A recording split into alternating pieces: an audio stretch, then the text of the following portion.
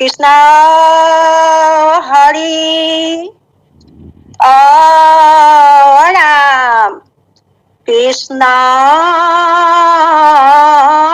শংকৰ গুৰু হৰি ৰাম ৰাম হৰি ৰাম ৰাম ৰাম শ্ৰীকৃষ্ণায় নমো নমঃ শ্লোক হে মুক্তাপি নিস্পৃহা প্ৰতিপদ পুন্মিলদানন্দদাং য়ামাস্থায় সমস্ত মস্তকমণিং কুৰ্বন্তি সেৱসে তান ভক্তানপি তান চ ভক্তিমপি তং ভক্তপ্ৰিয়ং শ্ৰীহৰিং বন্দে সন্তমৰ্থয়ে অনুদিবসং নিত্যং শৰণং ভজে হৰি ৰাম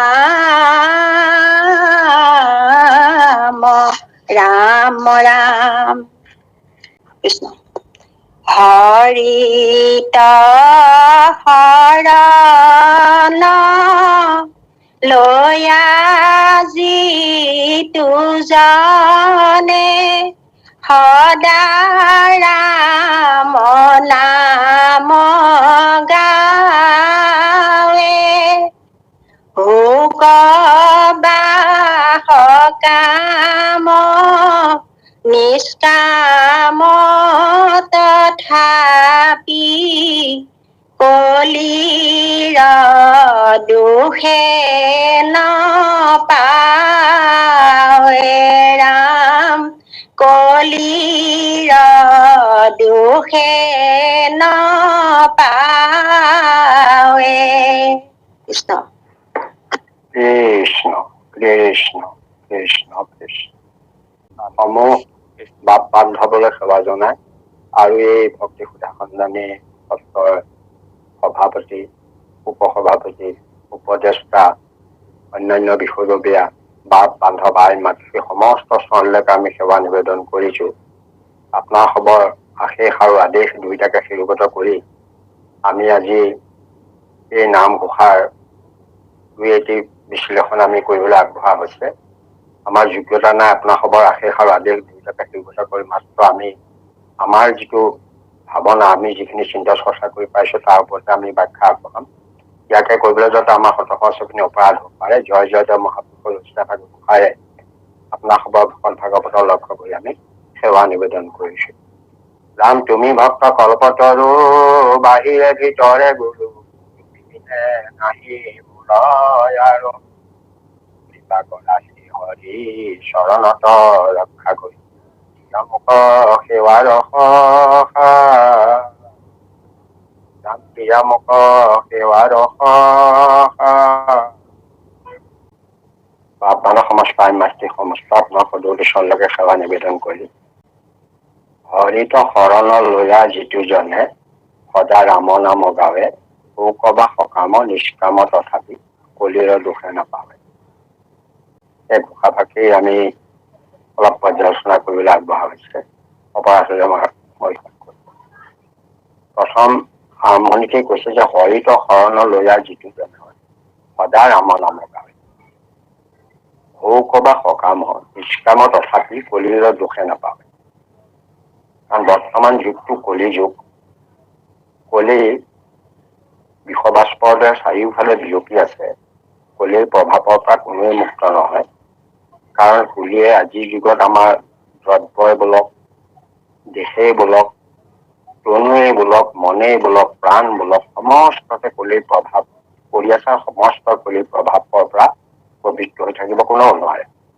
সেইকাৰণে তেনেহেন কলিৰ যুগত উপায় এটাই আছে যে হৰিত একান্ত শৰণ লৈ যিসকলে যিজনে সদায় ৰাম নাম শুদ্ধভাৱে মন স্থিৰ কৰি যিসকলে ৰাম নাম গাই থাকে, তেওঁ ৰাম নাম গাওঁতে হয়তো সেইটো সকাম কামনা সহকাৰে গাওক বা কামনাহীনভাৱেই গাওক, কলিয়ে তথাপিতো তেওঁ দুখ ধৰিব নোৱাৰে। কাৰণ কলিয়ে চিত্ৰ চাই ঘূৰে।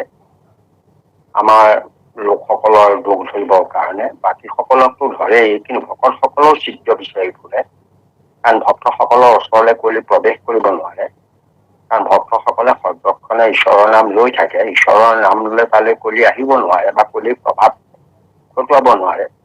সেইকাৰণে এই ভকতসকলৰ কৰবাত কেতিয়াবা চিত্ৰ ওলাই নেকি, এই ভকতসকলক কলিৰ প্ৰভাৱলৈ আনিব পাৰি নেকি, তেনে কথাবোৰ কলিয়ে হেনো ভাবি থাকে। আৰু সেইকাৰণে কলিৰ প্ৰভাৱৰ পৰা প্ৰায়বিলাক মানুহে মুক্ত হব নোৱাৰে। কাৰণ যিকোনো প্ৰকাৰে মানুহে এই কলিৰ যুগত ভকতি কৰা লোকসকলৰো কলিৰ প্ৰভাৱ কেতিয়াবা আহি পৰে। কাৰণ কি, সৰ্বক্ষণতে ঈশ্বৰৰ নাম লৈ নাথাকে, অন্যান্য কথা ভাবে, কামনা বাসনলৈ যায়, অন্যান্য কেতিয়াবা অন্যায় আদি কামলৈ যায়। তেতিয়া কলিয়ে সেই সময়তে সুবিধা বুজি আমাক আক্ৰমণ কৰে বা আমাক তেওঁ বশলৈ নিবলৈ চেষ্টা কৰে। কিন্তু যিসকলে হৰিত একান্ত শৰণ লৈ, যিজন লোকে হৰিত একান্ত শৰণ লৈ সদায় ৰাম নাম গাই আছে, সেইজন লোকে সেই ৰাম নাম গাওঁতে হয়তো তেওঁ কিবা এটা কামনা সহকাৰেও গাব পাৰে, লব পাৰে, বা কামনাহীন ভাৱেও ঈশ্বৰৰ নাম লব পাৰে।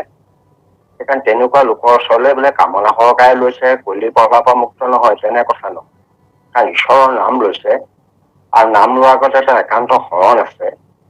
শৰণৰ উপৰিও তেওঁ দুটা নামৰ নাম লবলৈ দুটা চৰ্ত মানি চলিছে, অৰ্থাৎ তেওঁ ব্যভিচাৰ কৰা নাই বা তেওঁ নাম অপৰাধ কৰা নাই। কিন্তু কামনা সহকাৰে লৈছে, কামনা কৰি যদি কৃষ্ণক উপাসনা কৰে, তাত পৰন্ত কামনা পূৰ্ণ কৃষ্ণকে পাম। কামনাও কৃষ্ণ কৰিব নালাগে, যদিও আমি কামনা কৰিও কৰে, তথাপিতো ভগৱন্তই সেই কামনা হেনো পূৰ্ণ কৰে, যদিহে কামনাটো কাকো অপকাৰ নকৰে। কোনো লোকৰ হিংসাত বা অন্যান্য ক্ষেত্ৰত যদি কাকো অন্যায় কৰা নহয়, তেতিয়াহ'লে তেওঁলোকৰ কামনা থাকিলেও ভগৱন্তই কৃপা কৰে। সেইকাৰণে আমাৰ কথা হল কি, কামনা সহকাৰেও আমি ঈশ্বৰক ভজো। কেতিয়াবা ল'ৰা ছোৱালীয়ে হল, ঘৰৰ কথা হল, নিজৰ স্বাস্থ্য সম্বন্ধিত কথা হব পাৰে, বা শৰীৰ ভালে থাকিবলৈও ঈশ্বৰক কেতিয়াবা আমি কামনা কৰিব পাৰো, বা ঘৰৰ পৰিয়াল পৰিচালনা ভালৰ কাৰণেও কামনা কৰিব পাৰো। এইবিলাক কামনা মানুহৰ থাকে, কাৰণ সংসাৰত থাকিলে কামনা বাসনাৰ পৰা মানুহ আঁতৰি থাকিব নোৱাৰে। তেনেকে তেওঁ যিয়েই নকৰক, লাগিলে কামনা বাসনা কৰিও যদি ঈশ্বৰৰ নাম লয়, তেতিয়া কলিয়ে তেওঁক দুখ ধৰিব নোৱাৰে, কলিয়ে কোনো তেওঁক ছিদ্ৰ বিচাৰি নাপায়। সেইদৰে যদি নিষ্কামো হয়, নিষ্কাম হলেতো কথাই নাই। আপোনাৰ আমাৰ কথা হৈছে কি, সকাম, নিষ্কাম আৰু অকাম, এই তিনিটা অৰ্থটো অলপ বেলেগ বেলেগ। সকাম মানে কামনা সহকাৰে, কামনা কৰি কৰা ঈশ্বৰৰ ভক্তি বা ঈশ্বৰৰ নাম শ্ৰৱণ কীৰ্তন কৰা, তাত সকাম কামনা জড়িত আছে। আকৌ নিষ্কাম মুঠি কামনা নায়েই, কামনা নাথাকে। অকাম মানে কামনা আছে কিন্তু কৰা নাই। আমাৰ সকলোৰে কামনা আছে। সেইকাৰণে প্ৰহ্লাদে ভগৱন্তক কওঁতে তেওঁক অকাম বুলিয়ে কৈছে, তোমাৰ অকামৰ ভিতৰত আমি, তুমিও নিষ্কাম মৰস্বাম। ভগৱন্তৰ কোনো কামনা নাথাকেই, সেইকাৰণে তেওঁ নিষ্কাম পুৰুষ বুলি কোৱা হয়। নিষ্কাম মানে কামনা তেওঁ থাকিবই নোৱাৰে, কাৰণ তেওঁ পূৰ্ণ কাম, পূৰ্ণ কামৰ কোনো কামনা নাথাকে। আমাৰ কিন্তু কামনা থাকে, কামনা আমাৰ সকলোৰে থাকে। সেইকাৰণে আমি ভগৱন্তক ভক্তি কৰোঁতে আমি অকাম হৈ পেলাই কৰোঁ, মানে কোনো কামনা লৈ ভগৱন্তৰ চৰণত ভক্তি কৰা নহয়। যদিও কোনোবাই কামনা সহকাৰেও কৰিছে, তেতিয়াও হেনো তাত কলিয়ে কোনো প্ৰভাৱ পেলাব নোৱাৰে, কলিয়ে ছিদ্ৰ বিচাৰি নাপায়। সেইকাৰণে আমি কলিৰ কালত, কাৰণ কলিয়ে ছিদ্ৰ বিচাৰি ফুৰাটোৱে কলিৰ কাম। আপোনালোকে এটা কথা পাইছেই, শাস্ত্ৰত দেখিছে যে কলিয়ে সদায় ছিদ্ৰ বিচাৰি ফুৰে, ছিদ্ৰ নাপালে কলিয়ে একো কৰিব নোৱাৰে। আমি আপোনাসৱে তোমাৰ দেখিছে যে লক্ষিন্দৰ, আমাৰ চান সদাগৰৰ পুত্ৰ লক্ষিন্দৰক যেতিয়া দংশন কৰিবৰ কাৰণে সৰ্পক কালনাগক পঠাই দিলে মায়াদেৱীয়ে, পদ্মাৱতীয়ে। তেনেকে কালনাগ সোমাই আহি লক্ষিন্দৰ শুই আছে, তেওঁ ইমানেই খঙাল সাপ যদিও, কিন্তু তেওঁ কোনো ছিদ্ৰ পোৱা নাই। তেওঁ চাৰিওফালে ভৰিৰ পৰা মূৰলৈকে তেওঁ চাইছে, ইমান ধুনীয়া ল'ৰাটো, ইমান ধুনীয়াকে শুই আছে, মই বাৰু ইয়াক কি বুলি দংশন কৰিম, মই দংশন কৰিবলৈতো ইয়াত কোনো ছিদ্ৰ নাই। গতিকে এই দংশন কৰিবলৈ পোৱা নাই। তেতিয়াই দেখিলে, পদ্মাৱতীয়ে দেখিলে যে এওঁ গৈ পেলাই মায়াত পৰি গ'লগৈ। সৰ্পৰ ইমান খঙাল সৰ্প যদিও তেওঁ মানে দংশন কৰিব পৰা নাই। নোৱাৰাৰ কাৰণটো হ'ল তেওঁ ছিদ্ৰ বিচাৰি পোৱা নাই। সেইকাৰণে ছিদ্ৰ এটা উলিয়াবৰ কাৰণে, তাক খন্তেকৰ কাৰণে তেওঁ চেতনাটো আনি দিলে। চেতনাটো যেতিয়া আহি দিলে, অহাই দিয়াৰ লগে লগে সি এঙামুৰি দিলে।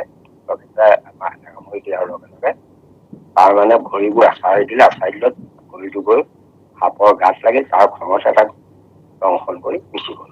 সেইকাৰণে ছিদ্ৰটো তেনেধৰণে আমাৰ বিচাৰি ফুৰে। ছিদ্ৰ নাথাকিলে আমাক একো কৰিব নাই। ভকতসকলৰ কেতিয়াবা ছিদ্ৰ হৈ যায়, কাৰণ মায়া সংসাৰত থাকোঁতে মায়া মোহত পৰি বহুত ছিদ্ৰ আহি পৰে। আপোনালোকে চাওক, ইমান ধুনীয়াকৈ ৰাম সেয়া হৰিণৰ পেছা পেছা খেদি গ'ল, মায়াহেনৰ পেছা পেছা খেদি গ'ল। ইফালে লক্ষ্মণকো মাতিলে, ভাই লক্ষ্মণ ৰক্ষা কৰা বুলি। সীতা দেৱীৰ নিৰ্দেশত তেওঁ যাবলৈ বাধ্য হ'ল। যোৱাৰ আগতে তেওঁ এডাল ৰেখা দি গ'ল। যি কথা সকলোৱে আজিকালি আমাৰ আলোচনা কৰি থাকো, লক্ষ্মণ ৰেখা যাৰ নাম দিয়া হৈছে। দেখে লক্ষ্মণ ৰেখাডাল তেওঁ যিডাল ৰেখা দি গ'ল, ইয়াক তুমি কেতিয়াও অতিক্ৰম নকৰিবা, সীতাক ক'লে। সীতাই অতিক্ৰম নকৰালৈকে ৰাৱণে হৰণ কৰিব পৰা নাই। কাৰণ আমি সীমা ৰেখা অতিক্ৰম কৰিলে আমাৰ বিপদ অনিবাৰ্য। আমি ভকতি হ'ব পাৰো, আমাৰ উপাস্য ঈশ্বৰ ৰাম হ'ব পাৰে, বা আমাৰ সকলোৱে ভাল হ'ব পাৰে, কিন্তু যদি আমি সীমাৰেখা ক্ৰছ কৰো তেতিয়াহ'লে আমাৰ বিপদ অনিবাৰ্য। এতেকে সীতাও কেনে অৱস্থা হ'ল, তেওঁ ৰামৰ পত্নী, আৰু তেওঁ কথামতে ৰাম হৰিণৰ পিছে পিছে গৈছে, আৰু তেওঁক বাক্য ৰক্ষা কৰি লক্ষ্মণো গৈছে। কিন্তু তথাপিতো এটা সীমা দি থৈ গৈছিল। সেই সীমাটো হ'ল লক্ষ্মণ ৰেখা। সেই সীমাটো অতিক্ৰম কৰাৰ লগে লগে ৰাৱণে তেওঁক হৰণ কৰি লৈ গুচি গ'ল, কিন্তু সীমাৰেখাৰ ভিতৰত পৰা নাছিল। এতিয়াও আমাৰ সীমাৰেখা দিয়া আছে ভকতসকলৰ প্ৰতিও, যে সীমাৰেখা আমি অতিক্ৰম কৰিব নালাগে। আমাৰ সীমাৰেখাটো হ'ল একান্ত শৰণ লৈ শৰণৰ অনুশীলন কৰিব লাগিব, শৰণৰ নীতি নিৰ্দেশনা ৰক্ষা কৰিব লাগিব, কোনোদিনেই ভক্তিত ব্যৱচাৰ কৰিব নালাগিব, আৰু কোনোদিনে ঈশ্বৰৰ নাম আমি লওঁতে নামৰ অপৰাধ যাতে নহয় তাৰ প্ৰতি সচেতন হ'ব লাগে। এইকেইটা আমাৰ সীমাৰেখা।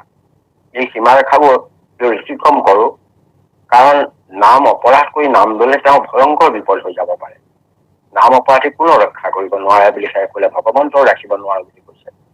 তেনে ক্ষেত্ৰত আমি সেই সীমাৰেখা অতিক্ৰম কৰিবলৈ কোনো কাৰণে চাব নালাগিব।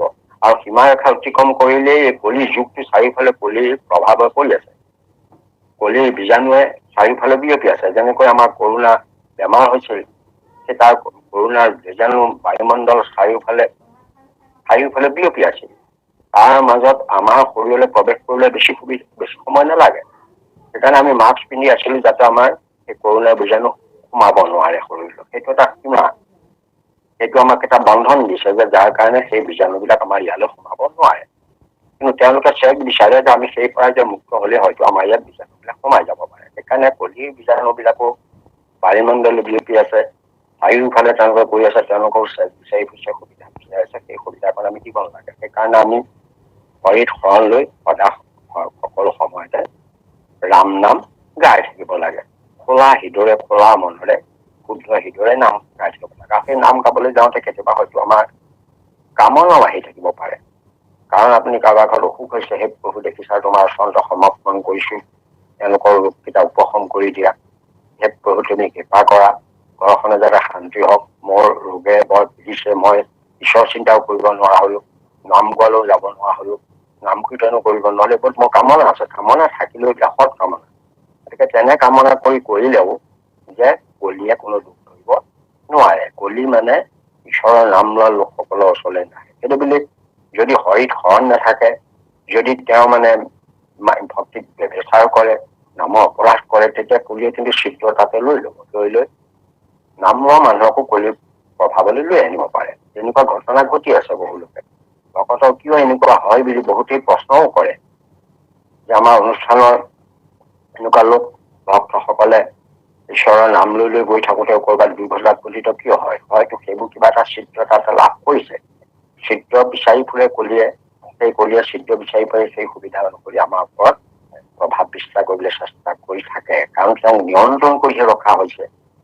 কলিক পৰিস্থিতিয়ে নিয়ন্ত্ৰণ কৰি ৰাখিছে, যে য'ত এই নাম কীৰ্তন হয়, যিসকলে ঈশ্বৰৰ নাম লৈ থাকে, তই তাক একো কৰিব নোৱাৰ, বাকী সকলৰ ওপৰতে পাৰিবি। সেইকাৰণে কলিয়ে নকৰে। সেইকাৰণে আমাৰ ইয়াত মানে মাধৱ পুৰুষে কৈছে, তুমি কামনা কৰিয়েই লোৱা ৰাইজে, নিষ্কাম ভাৱে লোৱা, যেনেকেই নকৰা, তুমি খালি ঈশ্বৰৰ নাম হৰিত শৰণ লৈ সৰ্বক্ষণতে থাকা, তেতিয়া এই কলি যুগ যদিও চাৰিওফালে কলিৰ প্ৰভাৱ আছে, যদিও কলিৰ বীজাণুৱে বায়ুমণ্ডল টানি ধৰি আছে যদিও তোমাক কিন্তু কলিয়ে একো দুখ ধৰিব নোৱাৰে, কোনো অপকাৰ কৰিব নোৱাৰে। সেই কথাটোকে এই ঘোষাভাগিত যোগেদি আমাক কৈছে, ঈশ্বৰৰ নাম লবলৈ যেনে পাৰা খালি ঈশ্বৰৰ নাম সৰ্বক্ষণে সদায় তুমি লৈ থাকা, সেইটোকে আমাক আহ্বান জনাইছে কৃষ্ণ।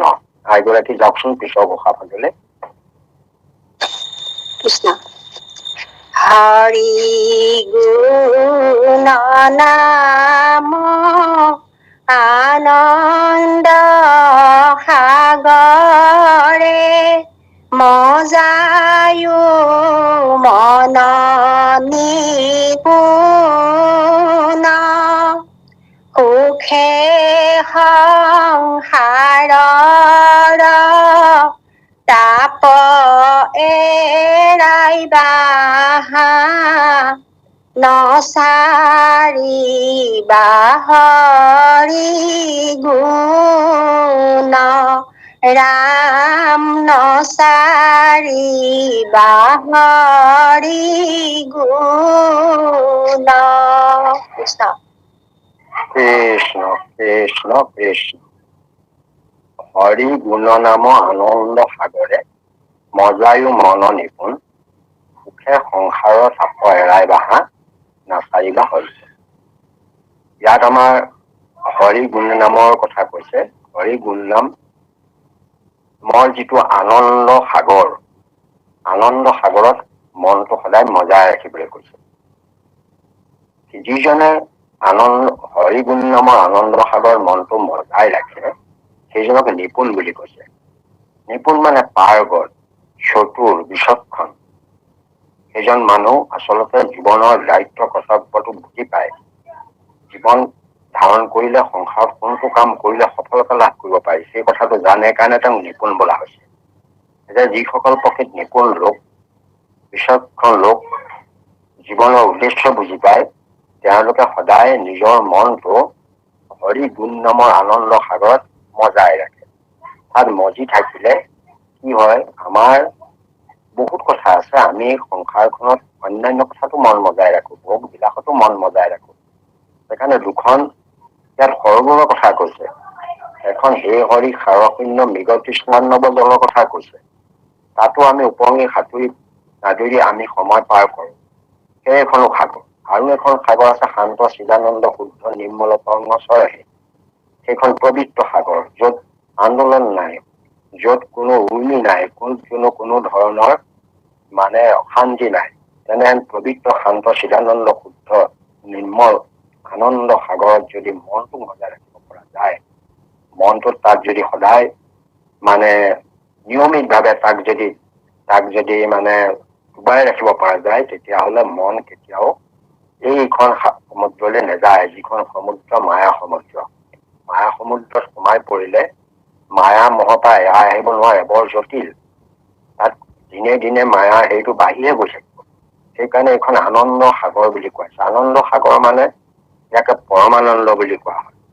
পৰমানন্দ মানে য'ত কোনো ধৰণৰ দুখ বেদনা বা ব্যাধি অন্যৰ কোনো আন্দোলন নাথাকে। সেইকাৰণে ইয়াত শান্ত চিদানন্দ শুদ্ধ নিৰ্মল তৰংগ চৰহীন বুলি কৈছে। কোনো তৰংগ নাই, গতিকে পবিত্ৰ এনে সৰোবৰত, ভক্তি সৰোবৰত, আনন্দৰ সৰোবৰত মনটোক মজাই ৰাখিবলৈ কৈছে। মনটো মজি থাকিলে তেতিয়া তেওঁ আৰু সংসাৰৰ যিখিনি দুখ, সেই দুখখিনিও তেওঁ অনুভৱ নকৰে। তেতিয়া তেওঁ সংসাৰত পৰম সুখৰ সন্ধান লাভ কৰিব, সংসাৰখন সুখেৰে ভৰি কৰিব। তেতিয়া তেওঁৰ যিবোৰ সংসাৰত আহিব পৰা যিবোৰ তাপ, আমাৰ সকলোৱে এটা জানে যে আমি সংসাৰলৈ অহাৰ লগে লগে আমাৰ যিমানবোৰ জীৱ আছে, সকলো জীৱকে তিনিটা তাপে সদায় তাপিত কৰি থাকে, কোনো বাদ কৰিব নোৱাৰে। ব্ৰহ্মা আদি কৰি যিমান জীৱ আছে সেই সমস্তই তিন তাপেৰে তাপিত।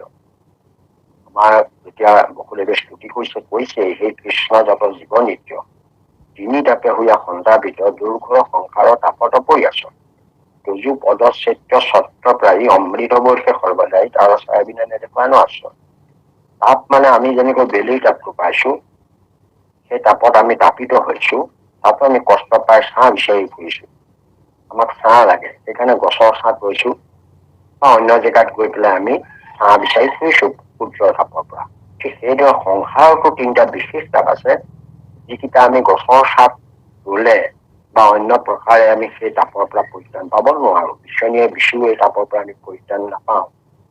সেই তাপকেইটা কোৱা হৈছে, এটা কৈছে আদি ভৌতিক, অৰ্থাৎ এই ভূতৰ দেহটোৰ লগত জড়িত যিবোৰ তাপ, যিবোৰ ব্যাধি ৰোগ, সেইবিলাকৰ কথা কৈছে। আদি দৈবিক, যিবিলাক আমাৰ শৰীৰত থকা দৈবিক অৰ্থাৎ লিংগ দেহটোৰ লগত জড়িত হৈ আছে যিবোৰ দৈবিক কাৰণ, আমি আগতে কৈছো যে প্ৰতিটো ইন্দ্ৰিয়ত একোজন এজন দেৱতা আছে, 14জন দেৱতাৰ ইয়াত অৱস্থান কৰি আছে।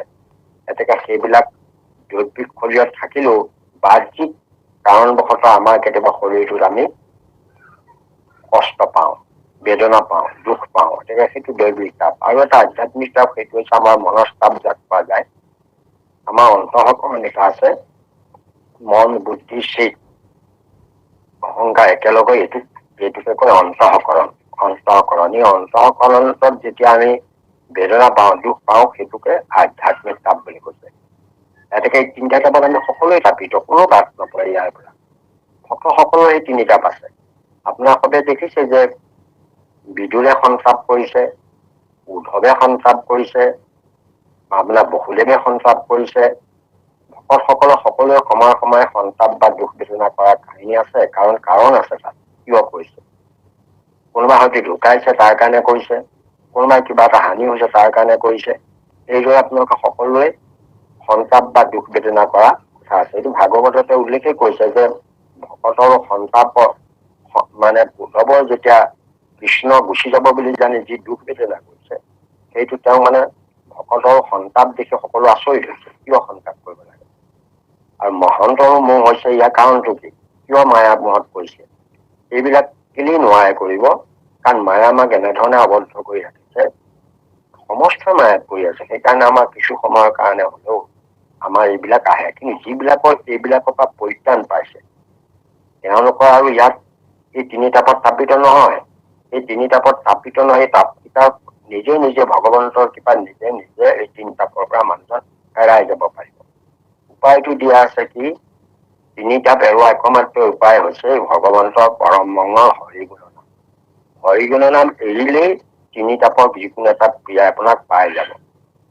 আমাৰ এতিয়া শৰীৰত ৰোগ ব্যাধি হৈয়ে থাকে। আপুনি যদি মনটো হৰিগুণ নামত যদি লগাই থাকে, আপুনি ক্ৰিয়াটো অনুভৱ নকৰে।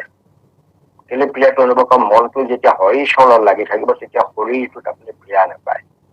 আপোনাৰ এটা সৰু কথা এটা মই কওঁ, আপোনাৰ যেনিবা আপুনি ভৰিটো বা হাতটো কৰবাত ডাঙৰ আঘাত নাপালে, হয়তো ফ্ৰেকচাৰ হৈ যাব পাৰে পিছত। আমাৰ এটা নিদান আছে কি যে তেনেকৈ যদি কৰবাত দূৰত দুখ পায়, আপুনি আঁঠু বা হাত বা ভৰি কৰবাত আপুনি আঘাত পায়, ফ্ৰেকচাৰ হৈ গৈছে, আপুনি যদি তাৰ 10 ছেকেণ্ডৰ ভিতৰত অকণো পলম নকৰি যদি নিৰন্তৰ তাত ঠাণ্ডা পানী যদি দি থাকিব পাৰে বহু সময় ধৰি, তেতিয়াহ'লে আপুনি পাছত দুখ বা যিটো বিষটো অনুভৱ আৰু নকৰে। ইয়াৰ কাৰণটো কি? বৈজ্ঞানিক ধাৰণা মতে যে সেই যিটো খবৰটো, দুখ পোৱাৰ খবৰটো নাৰ্ভ বিলাকে গৈ মগজুত দিলেহে আমি দুখটো অনুভৱ কৰোঁ। 10 ছেকেণ্ড সময় লাগে। সেইখন সময়ত যদি আমি পানী দি দিওঁ, তেতিয়াহ'লে ইয়াৰ যিটো খবৰটো গৈ মগজে নাপায়। মগজত নাপালেই তেতিয়া মগজলৈ এটা সময় পাছত আৰু মগজলৈ বাৰ্তা প্ৰেৰণ নকৰা হৈ যায় নাৰ্ভবিলাকে। তেতিয়া মানে মানুহজনে দুখটো অনুভৱ নকৰে, হয়তো ফ্ৰেকচাৰ হৈ গৈছে। সেইদৰে আমাৰ যিখিনি তাপ বা ক্ৰিয়া, এইখিনি আমি যদি নিৰন্তৰ ঈশ্বৰৰ নামত মনটো বজাই ৰাখিব পাৰো, মনটো যদি ডুবাই ৰাখিব পাৰো, আমি যদি সৰ্বক্ষণে পৰম আনন্দৰ ৰসত মনটো মজাই ৰাখিব পাৰো, সেই আনন্দৰ ৰসত মচি থাকিলে মানুহে পাহৰি যায়। এইটো স্বভাৱগত কথা। যেতিয়া হৰিভক্তি আনন্দৰ ৰস লাভ কৰিব, তেতিয়া মানুহে ঘৰলে পাহৰি যায়, সংসাৰৰ দুখ বেদনা পাহৰি যায়, কিবা কাম থাকিলে পাহৰি যায়। এনেকুৱা বহুতো ঘটনা তেতিয়া হৈ থাকে। সেইকাৰণে সেই আনন্দ সাগৰত মনটো মজাই ৰাখিলে এই 3 তাপকেইটা আপুনি অনুভৱেই নকৰে। শৰীৰত ক্ৰিয়া হৈছে যি অনুভৱ নকৰে, কাৰণ সেই অনুভৱটো আহিবই নোৱাৰে। সেইদৰে আপোনাৰ আদি ভৌতিক আধ্যাত্মিক 3টা তাপ আপুনি সহজে এৰাই যাব পাৰিব, তাৰ পৰা ৰক্ষা পাব।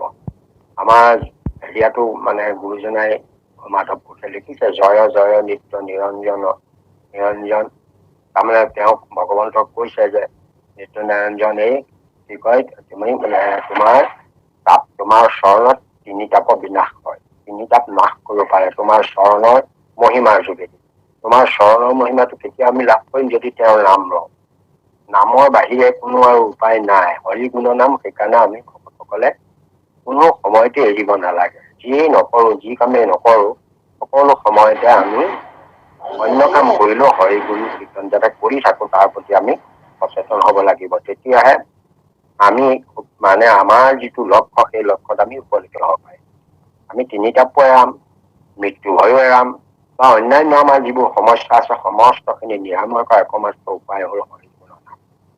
হৰি প্ৰভাৱৰ পৰা মুক্ত হ'ব, বা অন্যান্য যিবোৰ সমস্যা আছে সমস্তখিনি নিৰাময়। আপোনালোকে লেহিজী গ্ৰন্থখন যদি হিয়েলিং ৱৰ্ড পঢ়িছে, তেতিয়াহ'লে আপোনালোকে পাব লেহিজী মানে পকলেণ্ড মেমৰিয়েল, ইংলেণ্ডৰ পকলেণ্ড মেমৰিয়েল হস্পিটেলৰ এজন চিভিল চাৰ্জন আছিল। তেওঁ 10খনমান গ্ৰন্থ লিখিছে। তাৰে এখন গ্ৰন্থৰ নাম হ'ল হিয়েলিং ৱৰ্ড। HELING মানে ৱৰ্ড মানে নাম, অৰ্থাৎ নামৰ দ্বাৰা ৰোগ উপশম। নামৰ দ্বাৰা ৰোগ উপশম হোৱা গ্ৰন্থখন তেওঁ এনেই লিখা নাই, বহুত চিন্তা চৰ্চা কৰিহে তেওঁ লিখিছে। কাৰণ তেওঁ ৰোগী আহিল, তেওঁ তালৈ আনিলে, ৰোগীজনৰ 2টা লাঞ্চত কেঞ্চাৰ হৈছে। গতিকে তেওঁক চাই চিতি কৰি পেলাই তেওঁ হস্পিটেলত, পকলেণ্ড মেমৰিয়েল হস্পিটেলত তেওঁ চালে, চাই কৰি পেলাই সেই মানুহজনটো নিশ্চিত মৃত্যু হ'ব খাটাং কৰিছে। তেওঁ মৰিব, 2 মাহৰ পিছতে তেওঁৰ মৃত্যু হ'ব। এটাকে আপোনালোকে চিকিৎসা কৰি লাভ নাই, ঘৰলৈ লৈ যাওক। কাৰণ 90% ইতিমধ্যে লাঞ্চ 2টা ডেমেজ হৈ গ'ল। তেতিয়া তেওঁ পাছত এইখিনি কথা লিখিছে। তেওঁ মানে সেয়া লৈ গ'ল, ঘৰলৈ লৈ গৈ পেলাই থৈ দিছে। সে মানুহজন মৰা নাই, নমৰি পেলাই ক্ৰমান্বয়ে মানুহজন লৰচৰ কৰিব পৰা হ'ল, কথা ক'ব পৰা হ'ল। এনেকে হোৱা দেখি ঘৰৰ মানুহবোৰ আচৰিত হৈ তেওঁ মাতিলে, কাৰোবাক মাতো মাতিলে। এনেকে কৰা দেখি তেওঁ কি হৈছেনো জানিবৰ কাৰণে, কাৰণ 2 মাহটো অতিক্ৰম হৈ গ'ল। এইবাৰ লৈ গৈ পেলাই আকৌ সেইখন হস্পিটেললৈ লৈ গ'লে তেওঁ চালে, চাই চিতি জুনিয়ৰ ডাক্তৰবিলাকে তেওঁক মাতি চাই চিতি ক'লে যে সকলো চাই পেলাই তেওঁ তেতিয়া ঘৰৰ সকলক সুধিলে যে আপোনালোকে তেওঁক চিকিৎসা ক'ত কৰিছে, ক'ৰবাত কৰিছে নেকি? তেওঁ কৈছে আমি ক'তো চিকিৎসা কৰা নাই, আপোনালোকে ইয়াৰ পৰা যেতিয়া আমাক ঘৰত ৰাখিবলৈ গ'লে ৰাখি থৈছো, আমি ৱাচ কৰিছো, মাত্ৰ অপেক্ষা কৰি আছো, কাৰণ তেওঁ মৃত্যু হ'ব বুলি কৈছে। সেইকাৰণে আমি আৰু তেওঁক চিকিৎসা কৰাৰ কোনো প্ৰয়োজন বুলি ভবা নাই। মানে নহয়, ৰোগ ইতিমধ্যে বহুতখিনি উপশম হৈছে, বহুত কমি গ'ল। এতিয়া তেওঁৰ মাত্ৰ 50% মানহে তেওঁৰ তাত ৰোগ হৈ আছে। এতিয়া লাঞ্চকেইটা বহুত ভাললৈ আহিব। কেনেকৈ আহিল আমি আচৰিত হৈ গৈছো।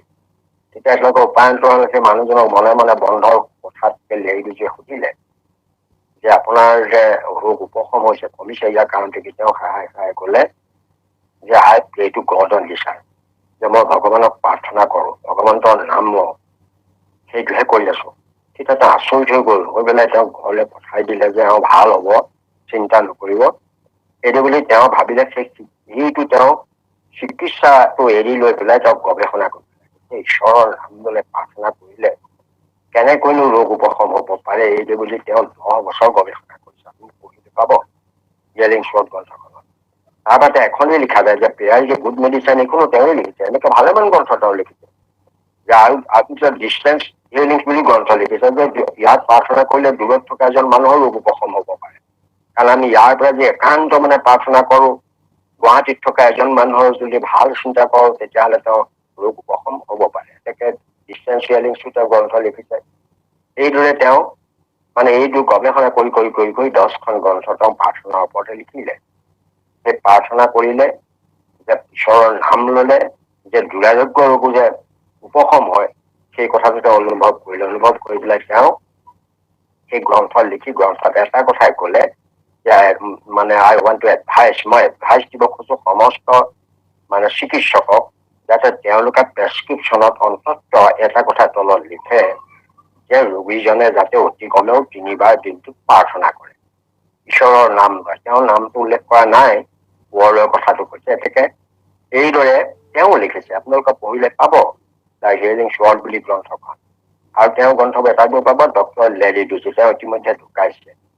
এই গ্ৰন্থবোৰ তেওঁ এই কাৰণে লিখিলে, গৱেষণা কৰি কৈছে যে নামৰ যোগেদি এইবোৰ কাম হয়। আমাৰ শৰীৰত সেই যিটো আনন্দ সাগৰৰ ৰসৰ কথা কৈছে, সেই ৰসটো আমাৰ শৰীৰত নিজে নিজে ওলাব। কাৰণ সেইটোকে আমাৰ ভকতি আনন্দৰ ৰস মাগো এক বিন্দু, তাকে সঞ্জীৱনী ৰস বুলিছে।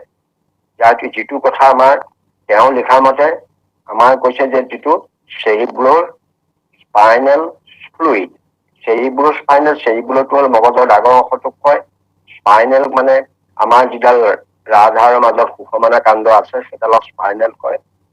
আৰু স্পাইনেল আৰু মগজু দুটা সংলগ্ন হৈ থাকে, অসমীয়াত সেইডালক মেৰুৰজ্জু কয়, আৰু এইটো মগজু কয়।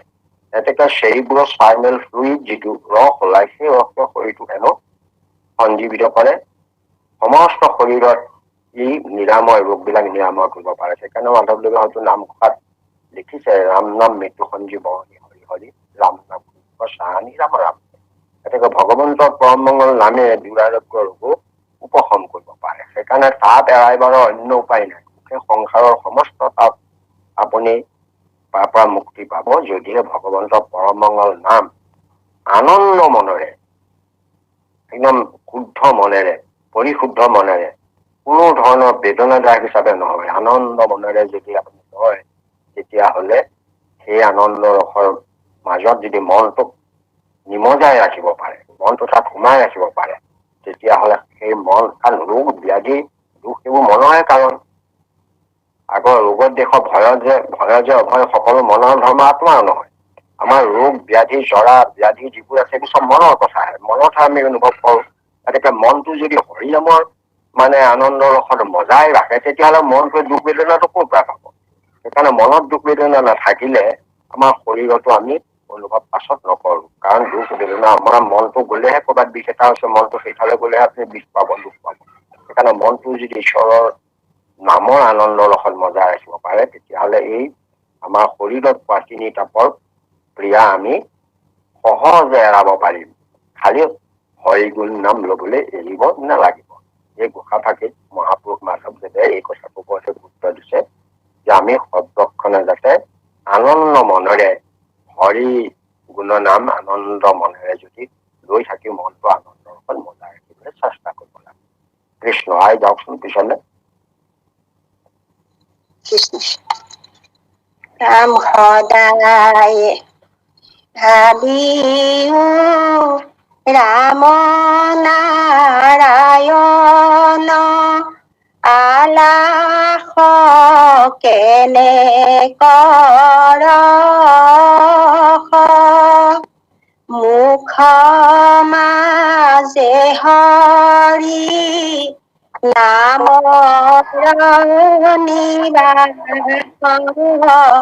ভুলিয়া কেনে মৰ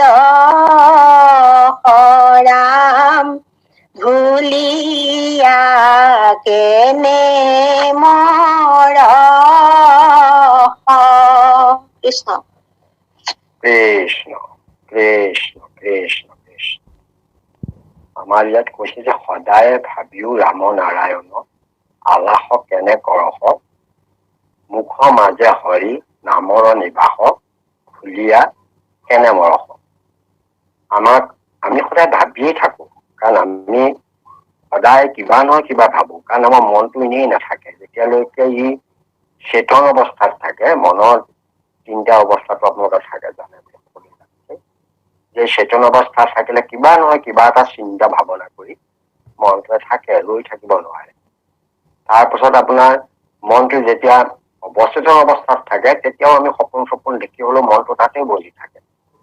তাৰপিছত যেতিয়া একেবাৰে সম্পূৰ্ণ ৰকমে মানে আমাৰ মানে নিদ্ৰা গুচি যায়, যে চেতনাহীন হৈ যায়, তেতিয়াহে মনটো শয়ন কৰে, তেতিয়াহে মনে জিৰণি লয়। বাকী অৱচেতন অৱস্থাতে বোলক চেঞ্চাৰ চবকাতে বোলক বা চেতন অৱস্থাতে বোলক, এই দুইটা সময়ত মনটোৱে কিবা নহয় কিবা ভাবি থাকে। সেইকাৰণে চেতন অৱস্থাত ভাবি থাকোতে আমি সংসাৰ বিষয় বনাই কথা ভাবো, কিন্তু যেতিয়া অৱচেতন অৱস্থাত আমি যেতিয়া মানে টোপনি আহে বা আমি সপোন দেখো, তেতিয়া আমি অলিক কল্পনা ৰাজ্যত আমি সপোনবোৰ দেখি থাকো। আৰু যেতিয়া সম্পূৰ্ণক্ৰমে নিদ্ৰাংশ হৈ যায়, তেতিয়া আৰু মনে সপোন দেখাটো নকৰে। সেই যেনেকে মনৰ সেই কামবোৰ আমি ভাৱনাটো থাকেই। সেইকাৰণে মহাপুৰুষ মাধৱদেৱে নামঘোষাৰ সামৰণিলে কৈছে যে সেই ভাৱক ভাই ভজ ভগৱন্ত ভক্তি ভাৱে। তুমি যদি কিবা ভাবিব খুজিছা, তেতিয়া ভগৱন্তক ভক্তি ভাৱেৰে ভজনা কৰিবলৈ ভাবা। তেতিয়া তোমাৰ লাভ হ'ব। কাৰণ ভগৱন্তক ভাবিলে, ভগৱন্তক বুজিলে তোমাৰ প্ৰকৃততে সংসাৰত তুমি যে আহিছা, সংসাৰৰ যিটো মুখ্য উদ্দেশ্যটো তুমি সফল হ'ব। এই কথাটোকে শেষত দি জানিয়া বুজি উভাই ভগৱন্ত পাবে, এইবোৰ সমাজৰ মূৰ্খমতি পাবে। গতিকে এই বুলি তেওঁ সিদ্ধান্ত দিছে যে ভগৱন্তক ভাবিলে তোমাক মানে যমৰ দূতেও তোমাৰ ওচৰলৈ নাহে, বা তোমাৰ জীৱনটোও সাৰ্থক হ'ব। জীৱনটো আৰু দ্বিতীয়বাৰ তুমি আৰু এই সংসাৰত কষ্ট ভোগ কৰিবলৈ আহিবলগীয়া নহয়। এইবিলাক তুমি খাটাংকৈ জানিবা। সেইকাৰণে ভাবিব খুজিছা যদি হৰি কথা ভাবা। তুমি যদি কিবা ভাবিব খুজিছা, ভাবুকং গেয়ং, আমাৰ ভাকাৰং ভাবুকং গেয়ক, আমাৰ ভাগৱতৰ কথাটো হৈছে তুমি যদি কিবা ভাবিব খুজিছা তেতিয়াহ'লে উত্তম কথা অৰ্থাৎ হৰিৰ কথা ভাবা। আমাক সেইকাৰণে ইয়াত কৈছে সদায় ভাবিও ৰাম নাৰায়ণ, ঈশ্বৰৰ ৰাম নাৰায়ণ এই নাম, পবিত্ৰ নামবিলাক তুমি ভাবিবলৈ যন্ত্ৰণা কৰা, আলাস নকৰিবা। আলাস কৰিলে তোমাৰ লোকচান হ'ব। আলাসক কেনে কৰ, আমাকে কৈ আছে এইখিনি, মুখৰ মাজে হৰি নামৰ নিবাস ভুলিয়া কেনে মৰস। আমাৰ কি হয়, নামটো মুখতে আছে, নাম হিয়াৰ মাজত নাম আছে, কিন্তু বাজ হয় মুখেৰে। হিয়াৰ মাজে নামৰ ভাণ্ডাৰ, মুখে বাজ হয়। কাৰণ মুখেদি নামটো বাজ হ'ব লাগিব, নাম হিয়াৰ পৰা অন্য ফালেদি বাজ হ'ব নোৱাৰে। এতিয়া বাজ হ'ব ৰাস্তাটো মুখেদি আছে, মুখখনক বাক্ষৰী বুলি কোৱা হয়, কথাটো প্ৰকাশ পায়। হিয়াৰ মাজত নামৰ ভাণ্ডাৰ আছে, নামৰ ধ্বনিবিলাক তাত গঠা আছে, সেইমতে নামৰ ধ্বনিবোৰ ওলাই আহি চৰান্ত হৈ বিশুদ্ধ পদ্মত, অৰ্থাৎ কণ্ঠত থকা বিশুদ্ধ পদ্মত চৰান্ত হৈ সেই নামবিলাক ওলাই আহে। মুখৰ মাজতে সেইকাৰণে ঈশ্বৰৰ নাম আমাৰ আছে বুলি কৈছে। গতিকে মুখৰ মাজতে থকা নাম যদি আমি নলওঁ, অন্য কথা ভাবি থাকো, তেতিয়াহ'লে আমাৰ জীৱনটো কেতিয়াও সাৰ্থক নহয়। আমি মানে ঈশ্বৰৰ নাম কেতিয়াও ভাবিবলৈ এৰিব নালাগে। ইয়াত মাধৱ পুৰুষে কৈছে। এতিয়া ধৰকচোন আমাৰ কি হয়, আমি কথা পাতো, বহু কথা পাতো, যিবোৰ কথাৰ কোনো অৰ্থ নাই, কোনো লাভ নাই, কোনো লাভ নাই। আপোনালোকে দেখিছে যে আমি কিছুমান ৰসিক যেন লাগে, কথাবোৰ ভালে লাগে শুনি। কিছুমান কথা আছে, কোনোবা কেইটামান গোট খাই পেলাই কোনোবা ৰসিক কথাকে পাতি আছে, হাঁহিও উঠিছে, বহুতে হাঁহিও আছে, তাত ফূৰ্তিও কৰিছে সেই কথাবোৰ শুনি শুনি। কাৰোবাৰ কথাই পাতিছে যেনেকে নাপাতিছে, তাত হয়তো চিত্ৰ বিচিত্ৰ। সেইকাৰণে কথাৰ ক'ৰবাত চিত্ৰ বিচিত্ৰ থাকিলেও, আনৰ মন ভাল লাগিলেও, সেইবোৰ কথাই মানুহক কেতিয়াও মংগল সাধন কৰিব নোৱাৰে। তেনেকুৱা কথাবোৰ উচিষ্ট গত্ৰৰ লগতহে শাস্ত্ৰত পেলায়। উচিষ্ট গত্ৰ মানে আমি ভাল ভাল খোৱা বস্তুবোৰ পেলাই দিওঁ, কাৰণ যিবোৰ বস্তু আমি খালো, খাই পেলাই যিবোৰ এৰিলো সৌ ভাল খাদ্য, কাৰণ মই নেখাটোহে পেলাই দিছো। নেখোৱাবোৰ খাবলৈ হলে ভাল ভাল খাদ্য, সেই খাদ্যবোৰ নি পেলাই উচিষ্ট গাঁতত আমি পেলাই দিলো। পেলাই দিয়াৰ পাছত তাত আহি পেলাই কাউৰীবোৰ পৰি পৰি সেইবোৰ খাই। কিন্তু তালৈ সেই উচিষ্ট গতটোলৈ আপোনাৰ ৰাজহাঁহবোৰ নাযায়। ৰাজহাঁহ আপুনি সাধুৰ লগত তুলনা কৰিছে, আৰু কাউৰী বিলাকক মানে কামী পুৰুষৰ লগত আছে, কাকতুল্য কামী পুৰুষৰ আছে, যিবিলাকে সংসাৰত কামনা বাসনাত জৰ্জৰিত হৈ বহুবিলাকত মজি থাকিব বিচাৰে, তেওঁলোকে উচিষ্ট গত্ৰৰ প্ৰতি লালায়িত হয়। তাত ধুনীয়া ধুনীয়া বস্তুবোৰ দেখি সেইবোৰ ভাল দেখি পাই থাকে, আৰু তেনেকুৱা কথাবোৰকে আলোচনা কৰি থাকে, তাতে তেওঁলোকৰ মজি থাকে। আৰু সেইবোৰকে উত্তম কথা ভাবি তেনেকুৱা লগবোৰ তেওঁলোকে বিচাৰি ফুৰে। 4-5জন গোট খাই তেনেকুৱা ধৰণৰ কথাবোৰকে গপ মাৰি থাকে, তাকে কয় গপ মাৰি থকা কথা। সেইবোৰকে মাৰি আমি আলোচনা কৰি সময় নষ্ট কৰি থাকো। তাৰ পৰা কিন্তু আমাৰ সময়টো নষ্ট হৈ গুচি গ'ল, কাৰণ সময়টোতো ৰৈ নাথাকে। আমাৰ বিশাল সময় এটা নষ্ট কৰিলো। তাকে নকৰি আমি যদি ৰাজহংসৰ দৰে, ৰাজহংস বিলাকে সদায় হেদে মানে স্থল সমুদ্ৰত চলি ফুৰে, তেনেকুৱা হ্ৰদত চলে। ৰাজহংস সদৃশ পৰম সাধু লৰে, এইটো সাধু বিলাকক ৰাজহংসৰ লগত তুলনা কৰিছে। আৰু আমাৰ কামনা বাসনাত জৰ্জৰিত লোকসকলক কাউৰীৰ লগত তুলনা কৰিছে। গতিকে আমি সেই অদৰকাৰী কথাবোৰ পাতি সময় নষ্ট কৰি, বা তেনে কথাবোৰ ভাবি সময় নষ্ট কৰি আমাৰ মগজুটো, আমাৰ মনটো, আমাৰ চিন্তা শক্তিটো আমি কেতিয়াও নষ্ট কৰিব নালাগে। সেইবোৰ বাদ দি আমি হৰিৰ কথা ভাবলৈ খুব ভাবিবলৈ কৈছে, ঈশ্বৰৰ নাম লবলৈ কৈছে। এইবোৰ কৈ এইবিলাক কথা পাহৰি নগৈ, ঈশ্বৰৰ নাম লবলৈ পাহৰি নগৈ সৰ্বক্ষণে ঈশ্বৰৰ নাম লোৱাৰ চেষ্টা কৰিব লাগে। ঈশ্বৰৰ নাম লবলৈ পাহৰি গৈছো, আমাক মৃত্যুৰ লগত তুলনা কৰিছে যে ভুলিয়া কেনে মৰহ, কিয় মৰিছ? কাৰণ যিটো কৰিব লাগে সেইটো নকৰি যিটো কৰিব নালাগে সেইটো কৰিছে। সেইকাৰণে আমাৰ এই শাস্ত্ৰৰ বাণীবোৰ আমি অলপ গুৰুত্ব সহকাৰে ল'ব লাগে, তেতিয়াহে আমাৰ মানে জীৱনটো সাৰ্থক হ'ব। আমাৰ দুবিধ মানুহ দেখিছে আপোনালোকে, মানে এবিধ মানুহে সদায় হৰি কথা চৰ্চা কৰিবলৈ বিচাৰিছে। আমাক এটা সুবিধা এটা দিছে, গুৰুজনাই কৈছে যে তুমি যেনিবা ক'ৰবাত দেখিলা কিছুমান মানুহে তেনেকুৱা ধৰণৰ কথা পাতি আছে, তাতে তুমি গৈ পেলাই সেইপিনে গ'লা, যোৱাৰ লগে লগে তোমাক সেই মানুহখিনিয়ে মাতিলে, বহিবলৈ ক'লে, তুমি তাত কথা যদি ভাগ ল'বলৈ চেষ্টা কৰিব নালাগে। কিবা এটা কাম আছে বুলি তাৰপৰা গুচি যাব লাগিব, কাৰণ তোমাৰ সময়টো নষ্ট হ'ব, বা তেনেকুৱা কথাত ভাগ ল'লে তোমাৰ যিটো সঞ্চয়, তপোবল নামৰ যিটো সঞ্চয় হৈ আছে শৰীৰত, সেইটো কমি যোৱা ভয় আছে। কাৰণ আমি সদায় সাৱধান হ'ব লাগে। আমি যিটো পুণ্য যিকণ সঞ্চয় কৰিছো, অক্ষয় পুণ্য হৰিনাম লৈ পেলাই সঞ্চয় কৰিছো, সেইখিনি অযথা কথাত, অযথা ভাৱনা চিন্তাত আমি তাক ক্ষয় কৰি দিলে আমাৰ কিন্তু বহুত লোকচান আছে। সেইকাৰণে হৰিৰ কথা ভাবিবলৈ কৈছে, সদায় হৰি ৰাম নাৰায়ণৰ কথা ভাবিবলৈ কৈছে, আলাস বাদ দিবলৈ কৈছে, আৰু সদায় মুখত ৰাম নাম আছে, তুমি নাম লোৱাৰ চেষ্টা কৰিবা। মুখত যদি ৰাম নামটো লৈ থাকিব পাৰি, আমাৰ অসুবিধাটো একো নাই। আমি ক'ৰবালৈ খোজকাঢ়ি গৈ আছো, প্ৰতিটো খোজতে আপুনি মানে কৃষ্ণ কৃষ্ণ হৰিৰাম বা কৃষ্ণ বিষ্ণু হৰিৰাম আপুনি নাম লৈ থাকিব পাৰে খোজকাঢ়ি গৈ থাকোঁ। গাড়ীখন চলাই যাওঁতে আপুনি হেণ্ডেলত ধৰি ঈশ্বৰৰ নাম আপুনি লৈ থাকিব পাৰে, কোনো অসুবিধা নহয়। কাৰণ মুখত ঈশ্বৰৰ নাম গৈ থাকিব, তাৰ পৰা আপুনি গাড়ীত কোনো অসুবিধা নহয়, আপুনি যাত্ৰা কালত অসুবিধাৰ সৃষ্টি নহয়। ৰন্ধন কৰোঁতে ৰান্ধনি ঈশ্বৰৰ নাম লৈ থাকিব পাৰে, বা অন্যান্য যিবোৰ কাম কৰিছে সমস্ত কৰ্মত আমি ঈশ্বৰৰ নাম লৈ থাকিব পাৰোঁ। আমি মাত্ৰ আমাৰ মনটোক সেই নামৰ লগত জড়িত কৰিব লাগিব, ভাৱনাটোৰ লগত জড়িত। কাৰণ মনে সদায় ভাবি থাকে, মনে ভাৱনাটো, সেইটো ভাৱনাৰাই হৰি নামৰ প্ৰতি ভাৱনাটো ধাবিত কৰাব লাগে, যিকোনো প্ৰকাৰে চলে বলে কৌশলে। এবাৰ লৈ যাব পাৰিলে হৰি নামৰ প্ৰতি মনৰ ভাৱনাটো লৈ যাব পাৰিলে, কি নাম আৰু তাৰ পৰা ওলাই নাহে। সেইকাৰণে মুখত হৰি নাম আছে, আমাক কৈছে যে হৰিনাম তুমি সময় থাকোতে তুমি হৰিনাম লোৱা। কাৰণ আমাৰ সময়টোতো ৰৈ নাথাকে। আপোনালোকে জানে যে যিকোনো কথা আমি বহুত আগতে কৰিব লাগিব। জীৱনটোত অহাৰ লগে লগে আমি লক্ষ্য স্থিৰ কৰি ল'ব লাগিব, আমাৰ লক্ষ্যৰ নিষ্ঠ থাকিব লাগিব। আমি যে তাহানি পঢ়ি পাইছিলো এই 3টা মাছৰ কথা, সেইটোৰ পৰা আমাৰ শিকিবলগীয়া কথা আছে, যে অনাগত বিধাতা, যত ভৱিষ্যত, প্ৰত্যুত্তমতী, প্ৰত্যুৎপন্নমতী, এই 3টা মাছৰ নাম দিয়া হৈছে।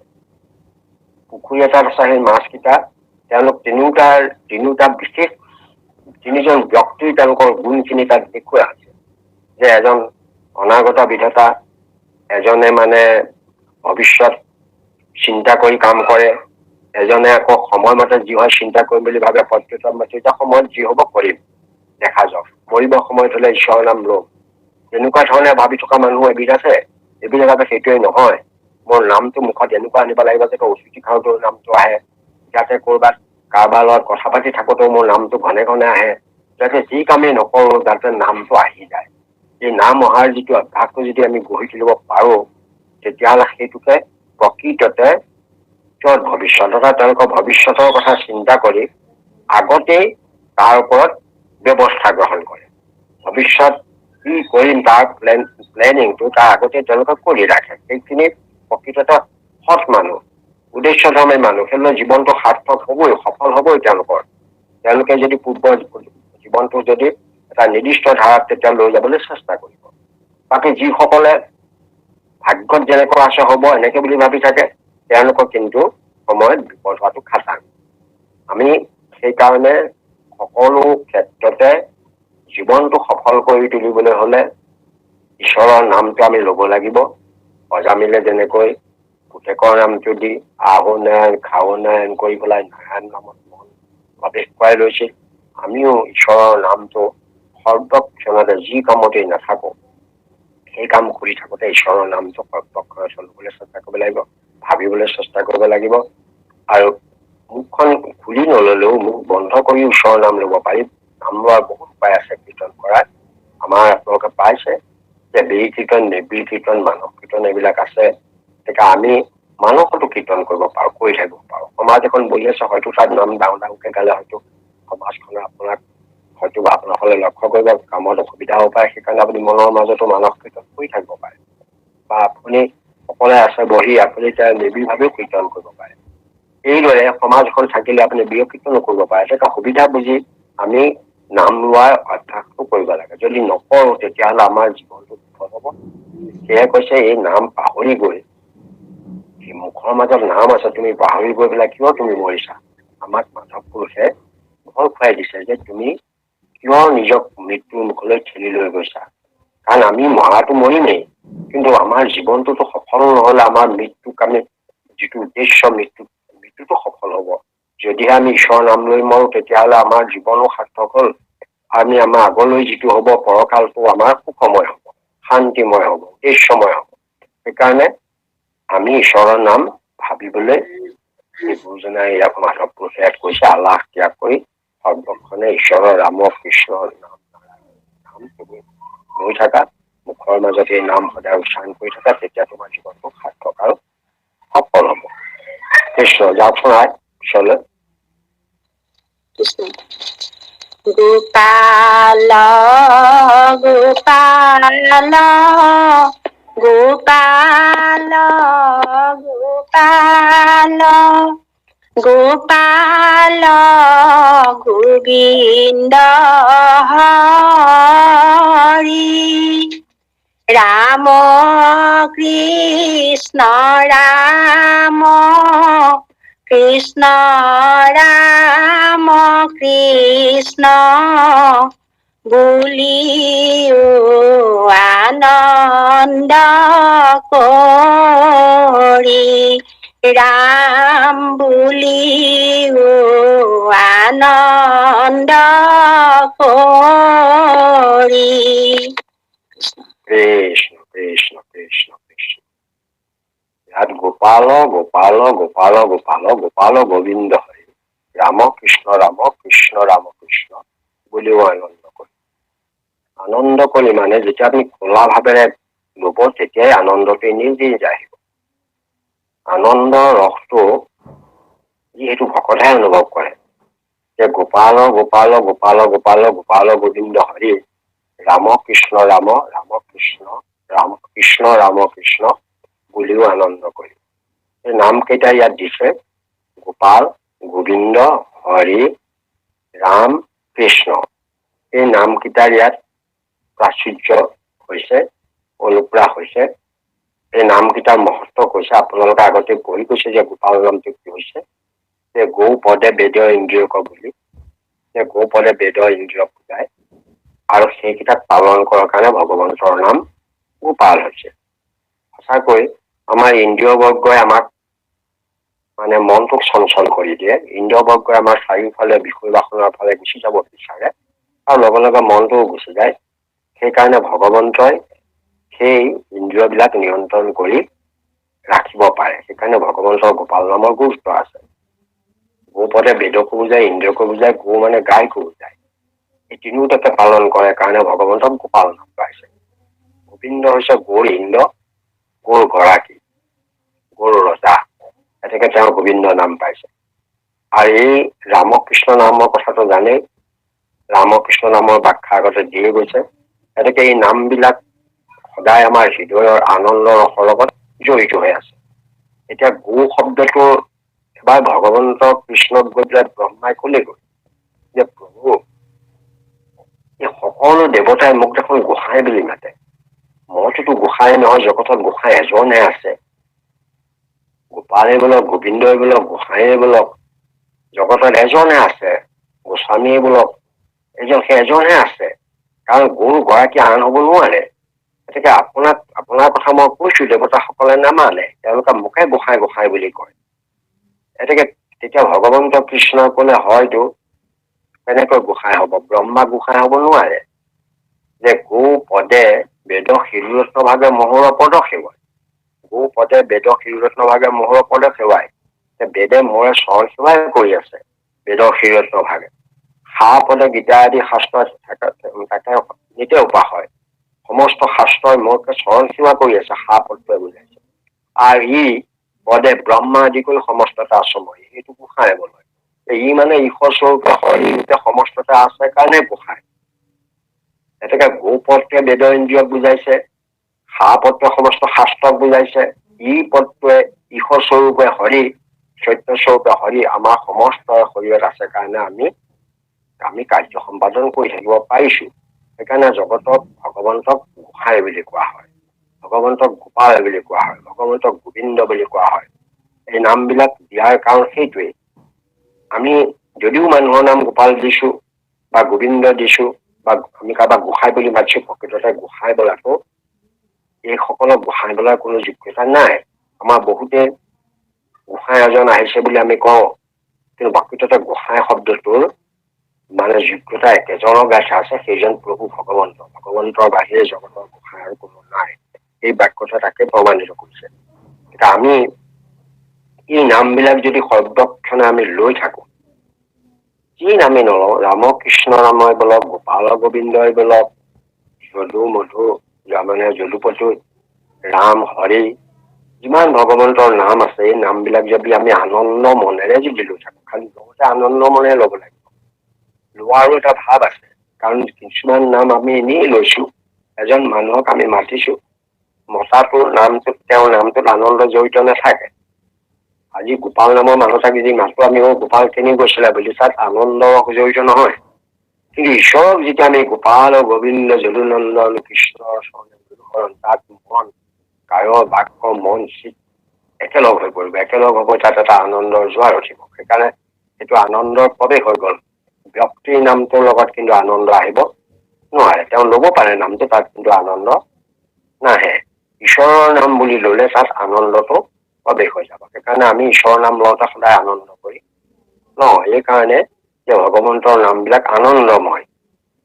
আনন্দ শব্দটো আমাৰ চাওঁ, আমি এতিয়া ধৰক সুখ দুখ আনন্দ, সুখ দুখ আনন্দ এইবিলাকক বা শান্তি, এই শব্দবোৰ আমি প্ৰয়োগ কৰি আছো। আমাৰ এতিয়া জীৱনটোত সুখ দুখ শান্তি আনন্দ এই কথাবোৰ যদি আমি জীৱনৰ লগত তুলনা কৰো, বাস্তৱিকতে সুখ আৰু দুখ সাংসাৰিক জীৱনত সকলোৰে আছে। এইবিলাকক ভাল সুখ বুলি নকয়, এইবিলাক পৰম সুখ নহয়। যে ঈশ্বৰত ভক্তি কৰি ঈশ্বৰৰ নাম লৈ যিটো সুখ পাব, তাক ঐকান্তিক সুখ বুলিছে, সেই সুখটোহে প্ৰকৃততে সুখ। শান্তি হল ঈশ্বৰৰ চৰণ চিন্তা কৰি ঈশ্বৰৰ নাম লৈ মনত যিটো আপুনি শান্তি লাভ কৰিব, সেইটোকে পৰম শান্তি বুলিছে। তেনেকৈ ঈশ্বৰৰ নাম লৈ পেলাই যিটো আপুনি পৰমানন্দ অনুভৱ কৰিব, কাৰণ ঈশ্বৰক পৰমানন্দ বুলি কোৱা হয়, সেই আনন্দ লোৱাৰ পাছত আৰু আনন্দ নাথাকে। পৰম মানে তাতকৈ ওপৰত আৰু নাই। ভগৱন্তৰ নাম লৈ পেলাই যি মানে হৃদয়ত পৰম সুখ পৰম শান্তি পৰম আনন্দ পোৱা যায়, অন্য কাৰো যোগেদি পোৱা নাযায়। সেইকাৰণে আপুনি চাওক, ভগৱন্তৰ চৰণ তলত পঞ্চচিহ্ন আছে বুলি কৈছে। ভগৱন্তৰ চৰণ তলত পঞ্চচিহ্ন আছে বুলি মহাপুৰুষ শংকৰদেৱেও লিখিছে, মাধৱদেৱেও লিখিছে, আমি শাস্ত্ৰতো পাইছো। চিহ্নকেইটা কৈছে যে ধ্বজ, ব্ৰজ, জৱ, পদ্ম আৰু অংকুশ। এই চিহ্নকেইটা মানে গুৰুত্বপূৰ্ণ চিহ্ন, কাৰণ প্ৰতিটো চিহ্নই ভগৱন্তৰ চৰণতলত আশ্ৰয় ললে বা ভগৱন্তৰ নামত আশ্ৰয় ললে কিটা আপোনাৰ বিশেষ গুণৰ আপুনি অধিকাৰ হব, তাকে আপোনাক ইয়াত দেখাই গৈছে। পদ্মটো সেইটোকে কৈ আছে যে পদ্মটো পৰম সুখ পৰম শান্তি পৰম আনন্দ দিব পাৰে। সেইকাৰণে পদ্মটো ভগৱন্তই হাতত ধাৰণো কৰিছে। প্ৰকৃততে আমাৰ যিবিলাক দৃশ্য দেখুৱাইছে, সেইবিলাকৰ ভগৱন্তৰ সোঁহাতত চক্ৰ দেখুৱাইছে, কিন্তু আচলতে আমি অধ্যয়ন কৰি গৱেষণা কৰি বা আমি পাইছো যে ভগৱন্তৰ সোঁহাতৰ ওপৰৰ হাততহে পদ্ম থাকে। ইয়াৰ কাৰণটো প্ৰথমতে জগতখন তেওঁ শান্তি প্ৰতিষ্ঠাৰ কথা চিন্তা কৰে, সকলোকে আনন্দ দিয়াৰ কথা চিন্তা কৰে, সকলোৰে সুখৰ কথা চিন্তা কৰে। সেইকাৰণে পদ্মটোৱে তেওঁ সোঁহাতৰ উপচকত আছে বুলি ভাগৱতৰ পঞ্চম স্কন্ধত ব্যাখ্যা দিয়া আছে। আমাৰ এতিয়া দেখাওঁতে সাধাৰণতে তাত চক্ৰ দেখুওৱা হৈছে। কেলে দিয়া হৈছে সোঁহাতত থাকিব লাগে, কাৰণ প্ৰথম কামটো তেওঁ সেইটোহে। প্ৰথম চক্ৰ ধৰিবলগীয়া কেতিয়া হয়? দুষ্টক দমন কৰিবলৈহে। গদা ধৰিবলৈ কেতিয়া হয়? যেতিয়া দৈত্য আদিসকলক তেওঁ দমন কৰিব লাগে, তেতিয়াহে ধৰিব লাগিব। সেইকাৰণে সেইকেইটা কাম তেওঁ প্ৰথম কাম নহয়, সেইবিলাক কাম হৈছে অন্য সকলৰহে। যিসকলে যুদ্ধংদেহী ভাৱেৰে থাকে, তেওঁলোকে গদাটো হাতত তুলি থাকে। তেওঁৰ কামটো হৈছে, ভগৱন্তৰ কামটো হৈছে গোটেই বিশ্বখনক শান্তি সুখ আৰু আনন্দ প্ৰদান কৰা। সেইকাৰণে তেওঁ সোঁ হাতৰ ওপৰত হেৰিয়াত আমাৰ দৃষ্টিভংগীৰে সেই পদ্মটো ৰাখিছে। পদ্ম তেনেকে চৰণ তলত থকা পদ্মৰো সেইকেইটা কথাকে বুজাইছে। গতিকে তেওঁ চৰণ তলত আশ্ৰয় ললে অভয় প্ৰদান কৰিব, কোনো ভয় থাকিব নোৱাৰে। ব্ৰজ চিন্তুৱে তাকে প্ৰকাশ কৰিছে, ব্ৰজ চিন্তুৱে সমস্ত বিঘিনি নাশ কৰিব। যিটোজনে শুদ্ধভাৱে হৰিক শৰিলে হৰিক সুহৃদ বুলি আছে। হৰিৰ প্ৰসাদে সিটো বিঘ্নিৰ মুণ্ডত ভৰি দিয়া হৰি গুণ গায়। তেওঁ কোনো বিঘিনিয়ে তেওঁক কোনো বাধা দিব নোৱাৰে হৰি ভক্তি সাধন পথ। সেই কথাটো ইয়াত সেই চিন্তুৱে সেইটোকে বুজাইছে। তেনেকৈ যৱ চিন্তুৱে তেওঁ বুজাইছে যে সমস্ত ঐশ্বৰ্য তেওঁ অধিকাৰী হব। ঐশ্বৰ্য বুলি ক'লে অকল ধন টকা পইচা যে বুজিব নাই, অনিমা লঘিমা গৰিমা প্ৰাপ্তি প্ৰকাৰ মৰ্যাদা বিশ্ব কামবসাত সমস্তকে বুজাইছে। তেওঁ কোনো ঐশ্বৰ্যৰ কাৰণে হাবিয়াস কৰিব নালাগে, সমস্ত ঐশ্বৰ্য তেওঁ অধিকাৰী হব। তেতিয়া সমস্ত সম্পদ যেতিয়া তেওঁ পাই যাব, তেতিয়াহ'লে তেওঁৰ আৰু হাবিয়াস ক'ৰ পৰা থাকিব। সেইকাৰণে ভগৱন্তৰ চৰণ তলতে পঞ্চচিহ্নই সভা কৰিছে। আৰু চাৰিখন হাতত চাৰিটি অস্ত্ৰই সেইটোকে সভা কৰিছে। আচলতে তেওঁ অস্ত্ৰকেইটা লৈ কাৰোবাৰ লগত যুদ্ধ কৰিব, সেইটো অৱস্থা লৈ পেলাই ভগৱন্তই কৰা নাই। ভগৱন্তৰ উদ্দেশ্য প্ৰথম কথা, গোটেই বিশ্বত সকলোৰে জীৱৰে কল্যাণ হওক, সকলো জীৱৰে শান্তিত থাকক, সকলো জীৱই আনন্দত থাকক, সকলোৱে সুখে শান্তিৰে থাকক। সেই কাৰণে তেওঁ পদ্মটোকে ওপৰলৈ ধৰি তেওঁ পদ্মই সকলোকে সেইটোকে আহ্বান জনাইছে। এতিয়া আমাৰো ভগৱন্তৰ সকলোৱে যাতে সুখ হয়, শান্তি হয়, আনন্দ লাভ হয়, তাৰ কাৰণে চিন্তা কৰিছে। সেইকাৰণে তেওঁৰ নামটো ব্যাপক কৰি দিছে। কাৰণ এইখিনি লাভ কৰিবলৈ হলে ভগৱন্তৰ নামৰ বাহিৰে কোনো উপায় নাই। তেওঁ নামটো আমাক দি দিছে, আৰু নাম এনেধৰণে দিছে যে মুখখন মেলিলেই নামটো আহিব, মুখৰ ভিতৰতে নামটো আছে। গতিকে মুখৰ ভিতৰতে নামটো এনেধৰণে দিছে, তুমি মুখ মেলি নামটো ললেই হ'ল। আৰু এটাইতকৈ সহজ নাম আমাৰ ৰামটো দিছে। ৰামত কোনো দাঁত ওঠৰ কোনো কাম নাই, দাঁতে ওঠৰ কোনো হিলাবৰ প্ৰয়োজন নাই, মুখ মেলিলেই ৰাম শব্দটো ওলায়। ৰা শব্দকৈ উচ্চাৰণতে ৰাম ৰাম ৰাম পলাই পাপ বহিত। গতিকে মুখখন মেলি দিয়াৰ লগে লগে ৰাম শব্দটো আহি যায়। গতিকে ইমান সহজ সুকোমল নাম আমাক দিছে, আৰু সি মুখৰ ভিতৰতে দিছে। তাৰ কাৰণে কায় কষ্ট কৰি ধৰি যাব নালাগে। তেনেকে মুখৰ ভিতৰত ইমান পৰম মংগল নাম বস্তু ভগৱন্তই দিছে, আমি তাক পাহৰি অন্য কাম কৰি আছো। সেইকাৰণে আমি নাম নিৰন্তৰভাৱে লোৱা অভ্যাস কৰিব লাগে। ৰাম কৃষ্ণ হৰি ৰাম গোপাল গোবিন্দ, এই নামবিলাক লৈ থাকিলে আমাৰ মনটো সদায় আনন্দৰে ভৰি থাকিব, দুখ বেদনা নাইকিয়া হৈ যাব, মন পবিত্ৰ হব। তেতিয়া ঈশ্বৰৰ চৰণ তলত মন সৰ্বক্ষণে নিমজি থাকিব। তেতিয়া আমাৰ দুখ বেদনাৰ কথা আহি নপৰে। কৃষ্ণ আহি যাওকচোন পিছৰ ভাষা লাগিলে। কৃষ্ণ শিঘিৰি কৰিয়া বোলা ৰাম হৰি বিলম্ব নকৰ ভাই পুননো নায়ক যমৰ দায়ক হৰিক সুহৃদ পাই ৰাম হৰিক সুহৃদ পাই। কৃষ্ণ কৃষ্ণ কৃষ্ণ কৃষ্ণ কৃষ্ণ। শীঘ্ৰ কৰিয়া বোলা ৰাম হৰি বিলম্ব নকৰা ভাই পুননো নায়ক যমৰ দায়ক হৰিক সুহৃদ পায়। আমাক শীঘ্ৰে মানে সোনকালে, যিমান সোনকালে পাৰে সিমান সোনকালে আমাৰ হৰি ৰাম নাম লবলৈ কৈছে, দেৰি কৰিবলৈ হাক দিছে। কাৰণ আমি সকলোৱে পাইছো যে ক্ষণিক শৰীৰৰ বিলম্বত কাৰ্য নাই, চিন্তামণি তনু হীৰা হাততে হেৰায়। এইবোৰ গুৰুজনাই আমাক বাগতে কৈ আছে যে আমি বিলম্ব কৰি লাভ নাই। কালিলৈ নাম লম, পৰহিলৈ নাম লম, অলপ পাছত লম, এনেকুৱা ধৰণৰ কথাবোৰ আমাৰ আহিব নোৱাৰে। কাৰণ সেইখন সময় তুমি নেপাবও পাৰা।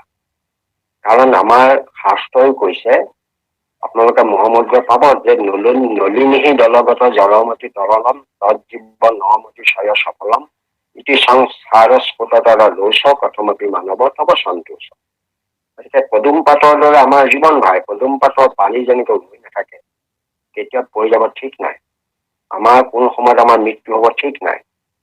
আমাৰ মৃত্যু ক্ষণ কোন সময়ত আহি পৰিব তাৰ আমি কোনো খাটাং কৰি আমি ক'ব নোৱাৰো। সেইকাৰণে আমি বিলম্ব কোনো ক্ষেত্ৰতে বিলম্ব নকৰি, আমি সময় নষ্ট নকৰি অতি শীঘ্ৰে অতি সোনকালে আমি ঈশ্বৰৰ নাম ল'বলৈ চেষ্টা কৰিব লাগে। কাৰণ আপোনালোকে পাব মহামুদ্গলত মাত্ৰ 16টা শ্লোক আছে। তাত এনেকুৱা কথাবিলাকে আমাক কৈছে, শংকৰাচাৰ্যই লিখা এইকেইটাত আমাক এনেকুৱা ধৰণে কৈছে যে আমাৰ কি হয়, মানুহ বিলাকৰ সদায় আশাত আমি মজি থাকো। তাত এটা শ্লোকত কৈছে যে অংগং গলিতং পলিতং মুণ্ডম দন্তং বিহীনং জাতং কুণ্ডম কৰচিত কম্বিত শোভিত দণ্ডম তদনপি মঞ্চত আশা ভাণ্ডম। অংগং গলিতং মানে গাল সতৰা সতৰ হৈ যায়, মূৰটো হিলি থাকে, দাঁত নাইকিয়া হৈ পুৱাই ওলাই যায়, তথাপিতো আমাৰ ৰূপ আমি সামৰিব নোৱাৰো।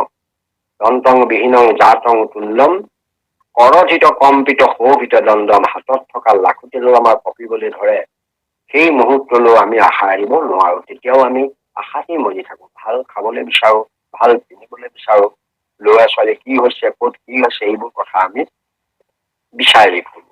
গতিকে আমাৰ সেই তেনেকুৱালৈকে আমি আশা এৰিব নোৱাৰা এটা অৱস্থা আমাৰ হৈছে। গতিকে আমি আশাটো যেতিয়া মৃত্যুৰ মুহূৰ্তলৈকে আমি এৰিব নোৱাৰো, তেতিয়াহ'লে আমাৰ উপায় এটাই আছে যে আমি তাৰ বহু আগতে বিলম্ব নকৰি ঈশ্বৰৰ নামটো যাতে গলত পান খাই থাকে, কিবা ক'লেই ৰামটো ওলাই আহে, কিবা ভাবিলেই ৰামটো ওলাই আহে থাকে, তেনেকুৱা এটা যে অভ্যাস আমি গঢ়ি তোলো, তেতিয়াহ'লে আমাৰ সময়ত কোনো অসুবিধা নহয়। কাৰণ আপোনালোকৰ ওচৰত তাতেই লিখিছে যে বাল স্তাৱত ক্ৰিয়া সত্য তৰুণ স্তাৱত তৰুণীহি ৰক্ত বৃদ্ধ স্তাৱত চিন্তা মগ্ন পৰম ব্ৰহ্মণি কৌপিনা মগ্ন।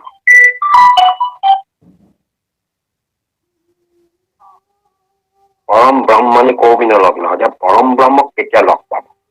আমাৰ ল'ৰা ছোৱালী কালটো আমাৰ খেলি থাকোঁতে যায়। বাল স্তাৱত ক্ৰিয়া সত্য তৰুণ স্তাৱত তৰুণী ৰক্ত, ডেকা কাল আহিলে নিজৰ লগৰীয়া সং বিচাৰোতে আমাৰ পাৰ হৈ যায়। এতেকে আমি আকৌ বৃদ্ধকাল আহিলে নানা চিন্তা আহি পৰে। তেতিয়াহ'লে আমি পৰম ব্ৰহ্ম পৰম ঈশ্বৰক কেতিয়া চিন্তা কৰিম, কোন সময়ত চিন্তা কৰিম। আমি কোনো কাম পিছলৈ বা বুঢ়া কালত ল'ম ঈশ্বৰৰ নাম, ঈশ্বৰ ভক্তি কৰিম, এই কামটো এতিয়াৰ কাম নহয়। এতিয়া ল'ৰালি কাল শিক্ষা ল'ব লাগে, হয় শিক্ষা ল'ব লাগে।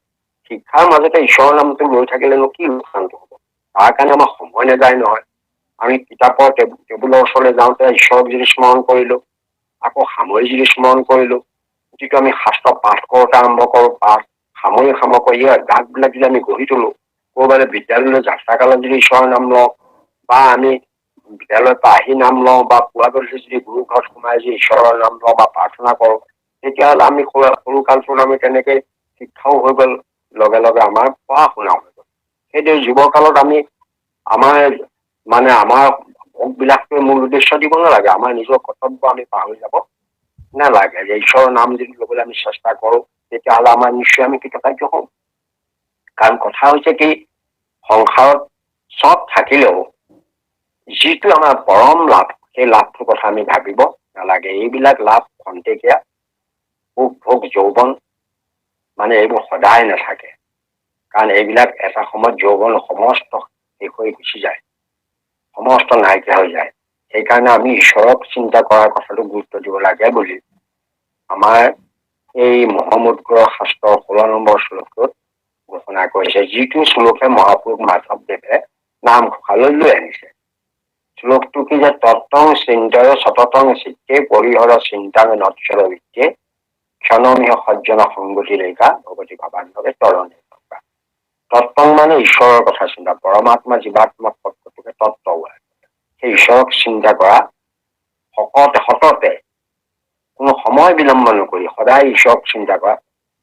পৰিহৰ চিন্তাং নৎসৰ বিত্তে, অৰ্থাৎ আমাৰ যিবিলাক ক্ষয় হ'বলগীয়া, ধ্বংস হ'বলগীয়া ধন টকা পইচা বিষয় এইবিলাক চিন্তা বাদ দিয়ে। এক ক্ষণো যদি ক্ষণমিহ সজ্জন সংগতি ৰেখা ভগৱতী ভাৱান্নৱে তৰণে, এক ক্ষণো যদি সাধুখন লাভ কৰিব পাৰা, তেতিয়াহ'লে তুমি জীৱনটো সাৰ্থক হ'লা। মাধৱদেৱে নামঘোষাত লিখিছে, যদি ভৱ ভয় ভংগ মনে ইচ্ছা কৰা ভাই কৰা সাধু সাৰ একক ক্ষণে মানে মাত্ৰ কেৱল সাধু সময় নাও খবৰ কৰিবা। গতিকে আমাৰ জীৱন সাৰ্থক কৰিবলৈ হলে ঈশ্বৰৰ নামৰ প্ৰতি আমি গুৰুত্ব দিব লাগিব, নহলে আমাৰ জীৱনটো কেতিয়াও সাৰ্থক নহয়।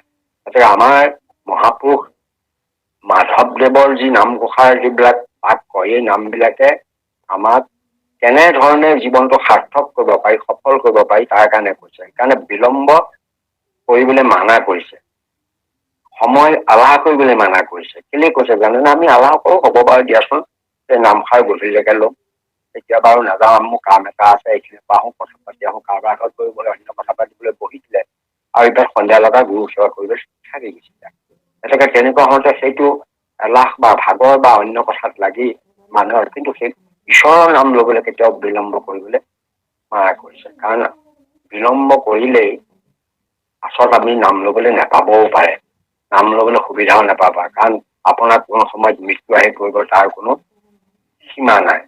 আমাৰ সীমাটো একো বান্ধি থোৱা নাই যে তুমি কেতিয়া মৰিবা, কি কৰিবা। সেইকাৰণে সেই সময়কণৰ ভিতৰতে যিকণ পাইছা সেইখনতে ঈশ্বৰৰ নাম ল'বলৈ যত্ন কৰা। ইয়াক সেইকাৰণে শীঘ্ৰ কৰি বোলা ৰাম হৰি, বিলম্ব নকৰা ভাই, পুনৰো নায়ক যমৰ দায়ক হৰিক সুহৃদ পায়। এতিয়া হৰি আমি যদি সুহৃদ কৰি ল'ব পাৰো হৰিক, এতিয়া সুহৃদ মানে এক প্ৰকাৰ বন্ধুৱে। আমাৰ 4টা সম্পৰ্ক আছে। আমি কাৰোবাক বন্ধু বুলি কওঁ, কাৰোবাক আমি মিত্ৰ বুলি কওঁ, কাৰোবাক সুহৃদ বুলি কওঁ, কাৰোবাক সখী বুলি কওঁ। ইংৰাজীত সকলোবিলাক একেলগে ফ্ৰেণ্ড বুলি কয়। হলেও আমাৰ 4টাৰ কিন্তু অৰ্থবিলাক বেলেগ বেলেগ।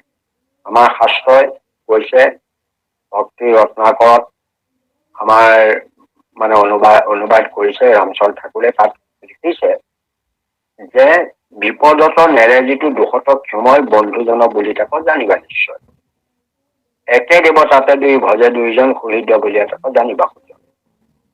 আকৌ বিবাহাদি সূত্ৰবদ্ধ হৈ যিজন মিত্ৰ বুলি সম্বন্ধ ঘটা ৰাখিব। একপ্ৰাণ মনৰ কিছু গুৰুত্ব নাহি যাৰ সখী বুলি সম্বন্ধ ঘটা এটা সংবাদ। গতিকে 4টাৰে এটা ব্যৱহাৰিক অৰ্থ বেলেগ বেলেগ আছে। বন্ধু হবলৈ হলে বিপদত নেৰে দুখত ক্ষমা, আপুনি যিকোনো মানুহৰ লগতে বন্ধুত্ব কৰিব পাৰে, একে ধৰ্মী নহবও পাৰে বা একে সমবয়সৰ নহবও পাৰে, তেতিয়া বন্ধুত্ব কৰিব পাৰে। সুহৃদত কিন্তু অলপ বান দিয়া আছে যে একে উপাস্য দেৱতা হব লাগিব, একে গুৰু হব লাগিব। গুৰু আৰু ঈশ্বৰৰ কোনো পৃথকতা থাকিব নালাগিব সুহৃদ সমাজত। অৰ্থাৎ আমিবোৰ সকলো সুহৃদ, আমাৰ ঈশ্বৰৰ একেজনে ভগৱান কৃষ্ণ, দৈৱকী নন্দন কৃষ্ণ, আমাৰ গুৰু শ্ৰীমন্ত শংকৰদেৱ। সেইকাৰণে আমাৰ অনুষ্ঠানৰ সংগীসকলক সুহৃদ বুলি কোৱা হয়। গতিকে ভগৱন্ত আমাৰ সুহৃদ হৈ গল। কাৰণ ভগৱন্ত কেলে সুহৃদ হল? তেওঁ আমাৰ হিতৰ কাৰণে চিন্তা কৰিছে। ভগৱন্ত যেতিয়া ভগৱান হৈ গল, ভগৱান হলেও আমি তেওঁ উপাসনা কৰিলেও কিন্তু তেওঁ আমাৰ লগলৈ গুচি আহে, আহি পেলাই ভক্তসকলক তেওঁ সুহৃদ কৰি লয়, আপোন কৰি লয়, প্ৰিয় কৰি লয়। সেইকাৰণে ভগৱান আমাৰ সুহৃদ হৈ যাব। সেইটা সুহৃদ, ভগৱন্তক যেতিয়া সুহৃদ হিচাপে পাইছা, তেতিয়াহ'লে হৰি সুহৃদ হিচাপে পোৱাৰ পাছত তুমি আৰু কি ভয় কৰিব লাগে? কোনো নাই তোমাৰ যমৰ দুখ তোমাৰ গালে আনিব পাৰে, কোনেও নোৱাৰে। যমে তোমাৰ দায় কেনেকে ধৰিব? ভগৱন্ত যেতিয়া সুহৃদ হব, ভগৱন্তৰ যেতিয়া আমাৰ প্ৰিয় হব, ভগৱন্তৰ যেতিয়া আমাৰ সখা হব, তেতিয়াহ'লে যমে আপোনাৰ দায় ধৰিব পাৰিবনে? কোনে জমাৰ দায় ধৰাৰ অধিকাৰ ধৰিব পাৰে? কেতিয়াও যমে দায় ধৰিব নোৱাৰে। যমে দায় ধৰাৰ সাহস নকৰে। কাৰণ ঈশ্বৰৰ শিষ্যসকলক, ঈশ্বৰৰ সুহৃদসকলক, ঈশ্বৰৰ মানে শিষ্যসকলক, ভক্তসকলক কেতিয়াও যমে দুখ ধৰিব নোৱাৰে। এইটো ইয়াত কৈছে। সেইকাৰণে আমি বিলম্ব নকৰি, কোনো সময় খৰচা নকৰি সৰ্বক্ষণে ঈশ্বৰৰ নাম লোৱাৰ চেষ্টা কৰিব লাগে। ঈশ্বৰৰ নাম লৈ থাকিলে আমাৰ কি লাভ হব? তেতিয়া আমাৰ মনটো নামলৈ গৈ থাকিব। কাৰণ যিটোকে কৰি থাকে কাম, সেইটোকে মনটো গৈ থাকে। মনবোৰ তালৈকে গৈ থাকে। ঈশ্বৰৰ নামটো যি আমি ঘনাই ঘনাই লৈ থাকো, মনটো ঈশ্বৰৰ নাম লৈকে গৈ থাকিব। মানুহৰ এটা অভ্যাস হৈ যায়, সেইটো অভ্যাসত পৰিণত হৈ যায়। অভ্যাসটো গৈ গৈ এদিন স্বভাৱত পৰিণত হৈ যাব। কাৰণ আমি প্ৰথমতে অভ্যাস কৰিব লাগিব। যেতিয়াই নাম ল'বলৈ সময় নষ্ট নকৰি আমি যেতিয়া ঈশ্বৰৰ নাম ল'বলৈ কিছু অভ্যাস কৰিব লাগিব। অভ্যাস কৰোঁতে যত্ন কৰি অভ্যাস কৰিব লাগিব। কৰোঁতে অভ্যাসটো স্বভাৱলৈ পৰিণত হ'ব। হৰি নাম কীৰ্তনৰ স্বভাৱ হৈল যায়, হৰি হৈল তাহাৰ মানে শিও হৈল হৰিৰ, হৰিও হৈল তাহাৰ। এতেকে দুইটাই ইজনৰ সিজনৰ সুহৃদ হৈ পৰে। হৰি নাম কীৰ্তনৰ স্বভাৱ হৈল যায়। আমাৰ যেতিয়া স্বভাৱত ঈশ্বৰৰ নামটো স্বভাৱতে মুখত আহিবলৈ আৰম্ভ কৰি দিব, তেতিয়া আৰু হৰিৰ লগত এৰা এৰি নহয়, ইজন সিজনৰ সুহৃদ হৈ যাব। গতিকে হৰি সুহৃদ বুলি পোৱাৰ পাছত যমে আপোনাক আৰু একো কৰিব নোৱাৰে, কলিয়ে একো কৰিব নোৱাৰে। এইবিলাক দুষ্ট প্ৰকৃতিৰ কোনো হেৰিয়ে আপোনাৰ হৰিনাম হৰি ভক্তি সাধনত বাধাৰ সৃষ্টি কৰিব নোৱাৰে। ইয়াক সেইখিনিকে কৈছে। গতিকে আগবাৰ পিছলৈ যাওকচোন। কৃষ্ণ কৃষ্ণ। নমো নিৰঞ্জন দানৱ গঞ্জন ভকত ৰঞ্জন ৰাম গোপাল গোবিন্দ মুকুন্দ মুৰাৰী বোলা ভাই বিশ্ৰাম ৰাম বোলা ভাই বিশ্ৰাম। কৃষ্ণ কৃষ্ণ। নমো নিৰঞ্জন দানৱ গঞ্জন ভকত ৰঞ্জন ৰাম গোপাল গোবিন্দ মুকুন্দ মুৰাৰী বোলা ভাই বিশ্ৰাম। নমো নিৰঞ্জন, ইয়াক সেৱা জনাইছে। নম মানে প্ৰণাম কৰিছে ভগৱন্তক। কাৰণ ভগৱন্ত এই জগতৰ অনাদিৰ আদি কাৰণ।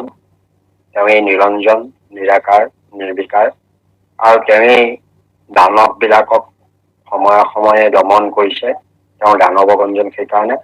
অন্যহাতে যিসকলে তেওঁ ভক্তি ভাৱেৰে ভজিছে, তেওঁৰ নাম লৈছে, ভগৱন্তৰ চৰণত সেৱা ভক্তি কৰি আছে, সেইসকলৰ হৃদয়বিলাক ৰঞ্জন কৰিছে, অৰ্থাৎ ভকতক আনন্দ প্ৰদান কৰিছে তেওঁ। আৰু সেইজনেই গোপাল, সেইজনেই গোবিন্দ, সেইজনে আমাক মানে মুখ্য প্ৰদান কৰিব পৰা মূল দৈত্যক তেওঁ বধ কৰিছিল। আৰু সেইজনৰ নাম আমি সৰ্বক্ষণে অবিশ্ৰাম, অৰ্থাৎ আমি বিশ্ৰাম নোলোৱাকৈ নিৰন্তৰ ভাৱে তেওঁৰ নাম লৈ থাকিব লাগে। তেওঁৰ নাম নিৰন্তৰ ভাৱে আমাক লৈ থাকিবৰ কাৰণে ইয়াত আহ্বান জনাইছে। কাৰণ ভগৱন্তৰ নাম আমি এৰি দিলেই আকৌ অন্য ভাৱ আহি তাত সোমাই পৰিব। কাৰণ আহিবই, কাৰণ বিষয় এখনত থাকিলে অন্য ভাৱ আহি যাব। মই আগতে এদিন কৈছোৱেই যে খালী জেগা থাকিলে যেনেকৈ তাত আহি অন্য ভাৱবিলাক প্ৰৱেশ কৰি সোমাই আমাৰ হৃদয়খন যেনেকৈ আকাংক্ষাৰে ভৰাই পেলাই, ঠিক তেনেকৈ ঈশ্বৰৰ নাম লবলৈ এৰি দিলে আমি আকৌ অন্য ভাৱবিলাক আহি তাত আহি সোমাই যাব। কাৰণ এইটো কলিযুগ হয়। এই কলিযুগত যিবিলাক দুষ্ট প্ৰকৃতিৰ লোকসকলৰ প্ৰভাৱ বেছি, অসুৰ পিশাচ ৰাক্ষস দানৱ এইবিলাক ইয়াত বেছি।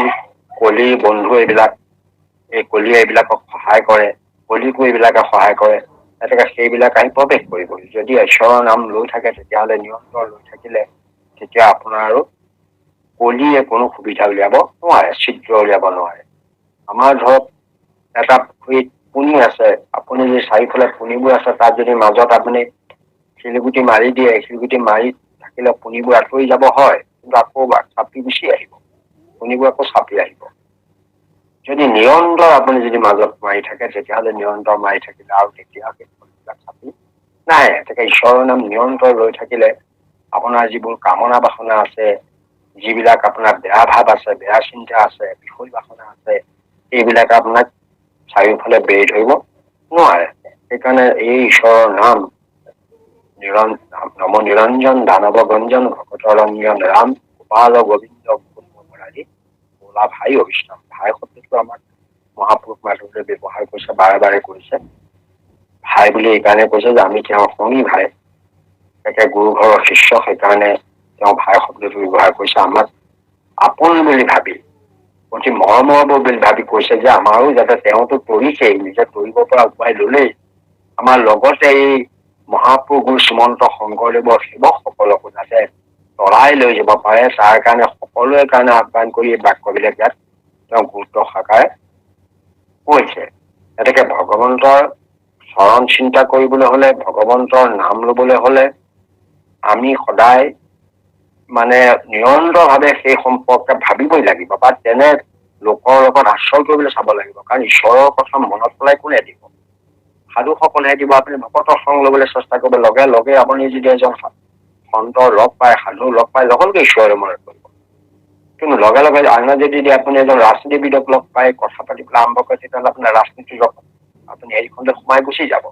তেনেকে এজন দৰ্শক লগ পালে সেই ডকাইত চকাইতৰ কথালৈ মনলৈ গুচি যাব, বা যি কৰে আপোনাৰ ভাৱবোৰ তালৈ গুচি যাব। সেইকাৰণে আমি যিমান পাৰো যদি সাধু সন্তৰ সংগ লবলৈ চাওঁ, এটা কথাও যদি তেওঁলোকৰ মুখত আমি শুনিবলৈ পাওঁ, তেতিয়াহ'লে সেইটো আমাৰ মহালাভ বুলি গণ্য কৰা হয়। কাৰণ যত জীৱ ৰাশি ফুৰে কুশলক চাই, হৰি নামৰ বিনে কাৰো মহালাভ নাই। তেওঁলোকৰ মহালাভ হৰি নামৰ বাহিৰে আনে আনি দিব নোৱাৰে। সেইকাৰণে আমাৰ যাতে সেইবিলাক নকৰি, তেনে হেৰিয়ালে নকৰি নিৰন্তৰভাৱে যাতে আমি ঈশ্বৰৰ নাম লৈ থাকিব পাৰো, তাৰ আমি চেষ্টা কৰিব লাগিব।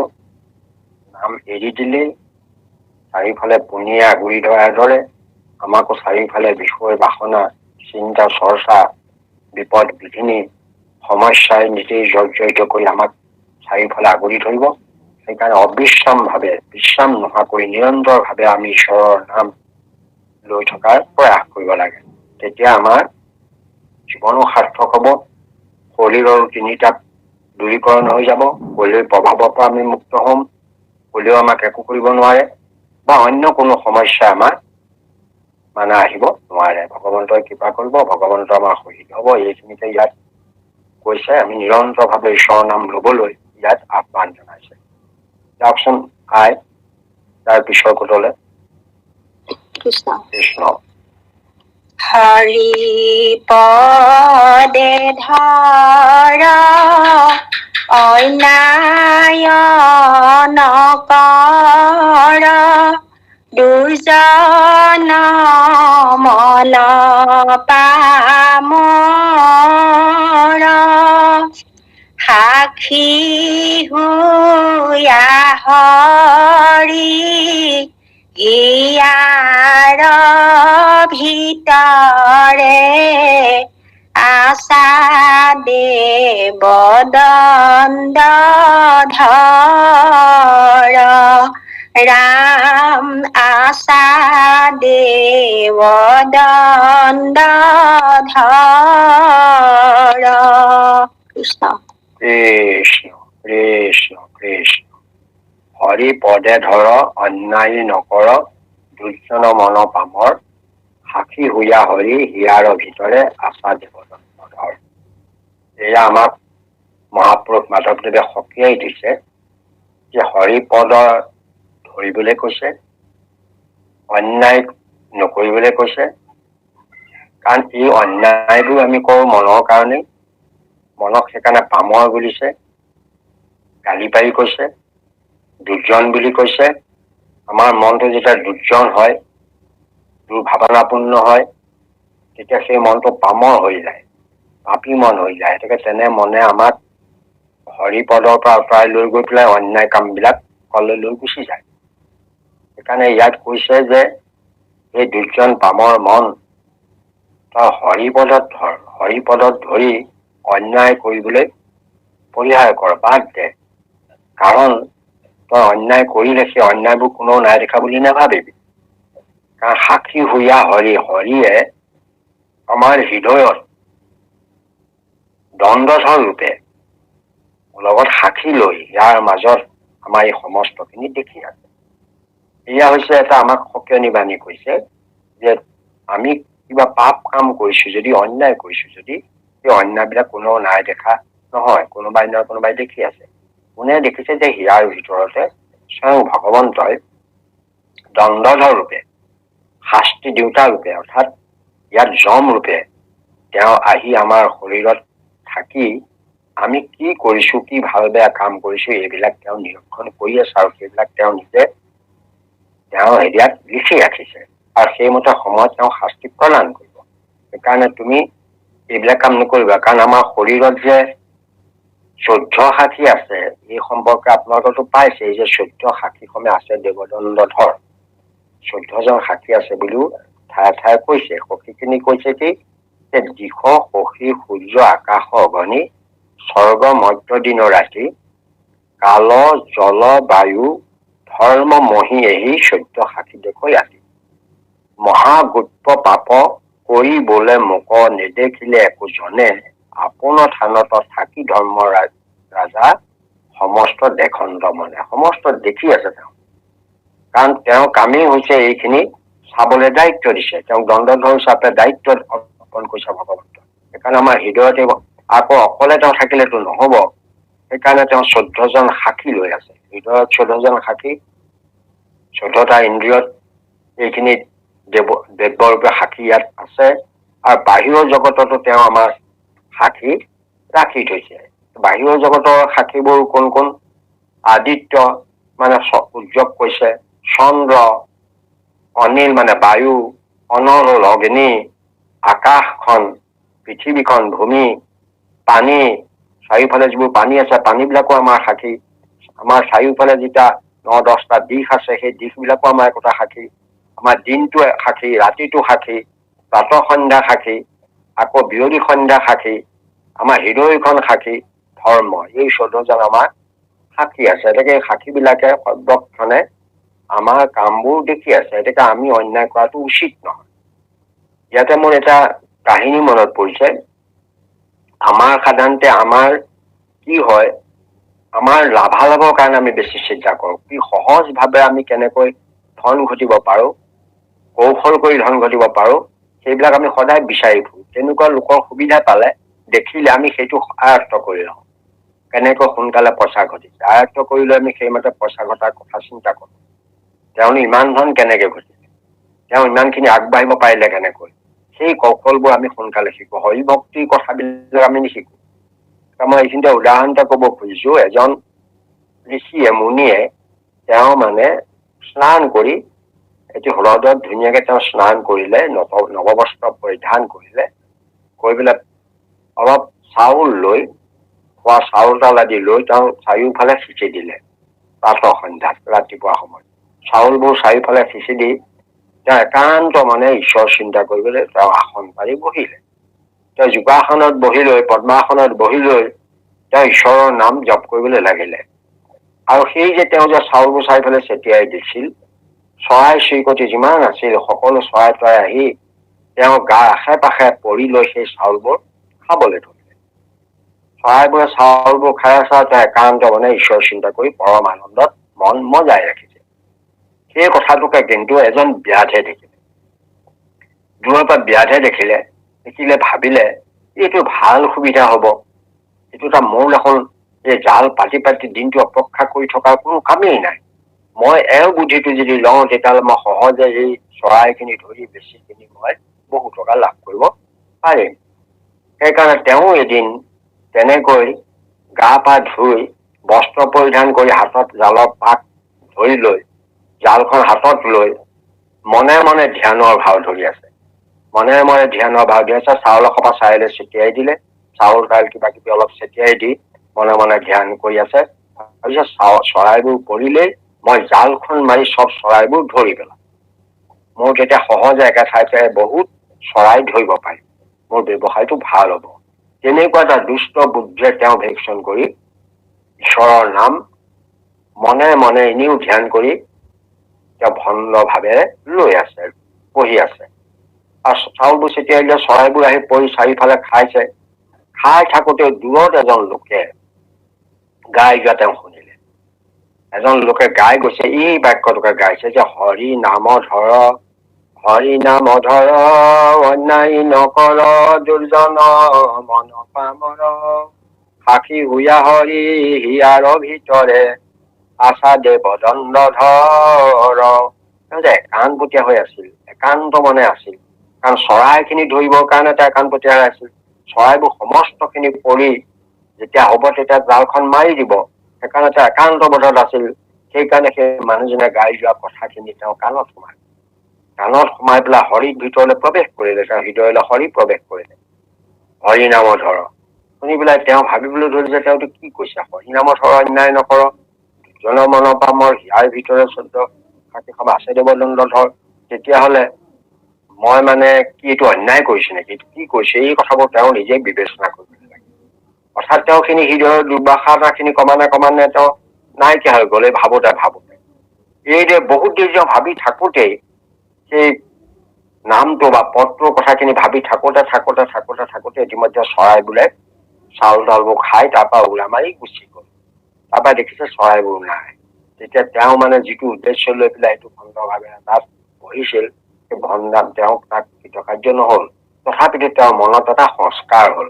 সাধুৱে কেনেকে সংস্কাৰ কৰে, মনৰ সংস্কাৰ হলে তেতিয়া তেওঁ সেই যিজনে সেই নাম গাইছিল সিজনে কোনো বিচাৰি তেওঁৰ ওচৰ পাই তেওঁ মানে সুধিলে যে আপুনি এইটো কালে ক'ত কৈছে, বোলে এইটো মহাপুৰুষ মাধৱদেৱৰ ৰচিত নামঘোষা শাস্ত্ৰ। তেওঁ শুনি বৰ ভাল পালে, তেওঁৰ লগত আলাপ কৰিবলৈ লাগিল।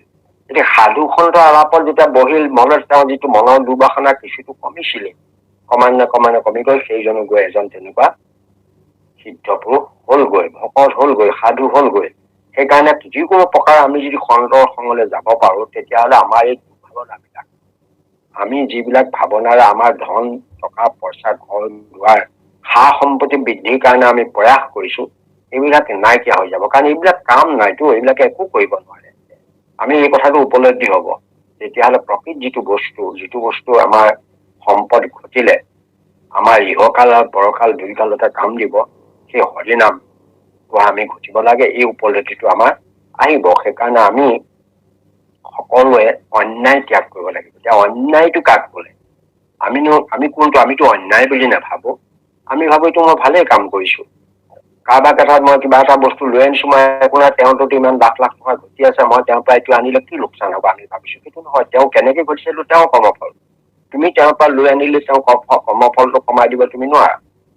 গতিকে আমি তেনেকুৱা অন্যায় মানে কোনটো কয়, যিটো কাম আপোনাক কৰিলে আপুনি বেয়া পায়, তেনে কাম আপুনিও কৰিব, আনক নালাগে, সেইটোকে অন্যায় বোলে। ধৰক আপোনাৰ যদি ছোৱালীজনী ৰাস্তা দি গৈ থাকোতে কোনোবা ল'ৰা কিছুমানে জোকায়, কোনোবা যদি মানুহে বেয়া ব্যৱহাৰ কৰে, বেয়া শব্দ প্ৰয়োগ কৰে, ছোৱালীজনী আপোনাক কলে আপুনি যেনেকে দুখ পাব, ঠিক তেনেকে আনৰ ছোৱালীও বা আনৰ মানুহ তেনেকৈ আপুনি তেনে ব্যৱহাৰ কৰিব নালাগে। যিটো আপোনাক কৰিলে আপুনি বেয়া পায়, তেনে কামটো আনকো আমি কৰিব নালাগে। এইটোকে আধ্যাত্মিকতা বুলি কয়। যেনেকৈ আমাৰ শাস্ত্ৰটোৱে আধ্যাত্মিকতা বুলি কৈছে, যে মই আনৰ দুখো মই বুজিব পাৰিব লাগিব, তেতিয়াহে প্ৰকৃততে মোৰ উপলব্ধি হব, বেয়া কাম নকৰো বুলি।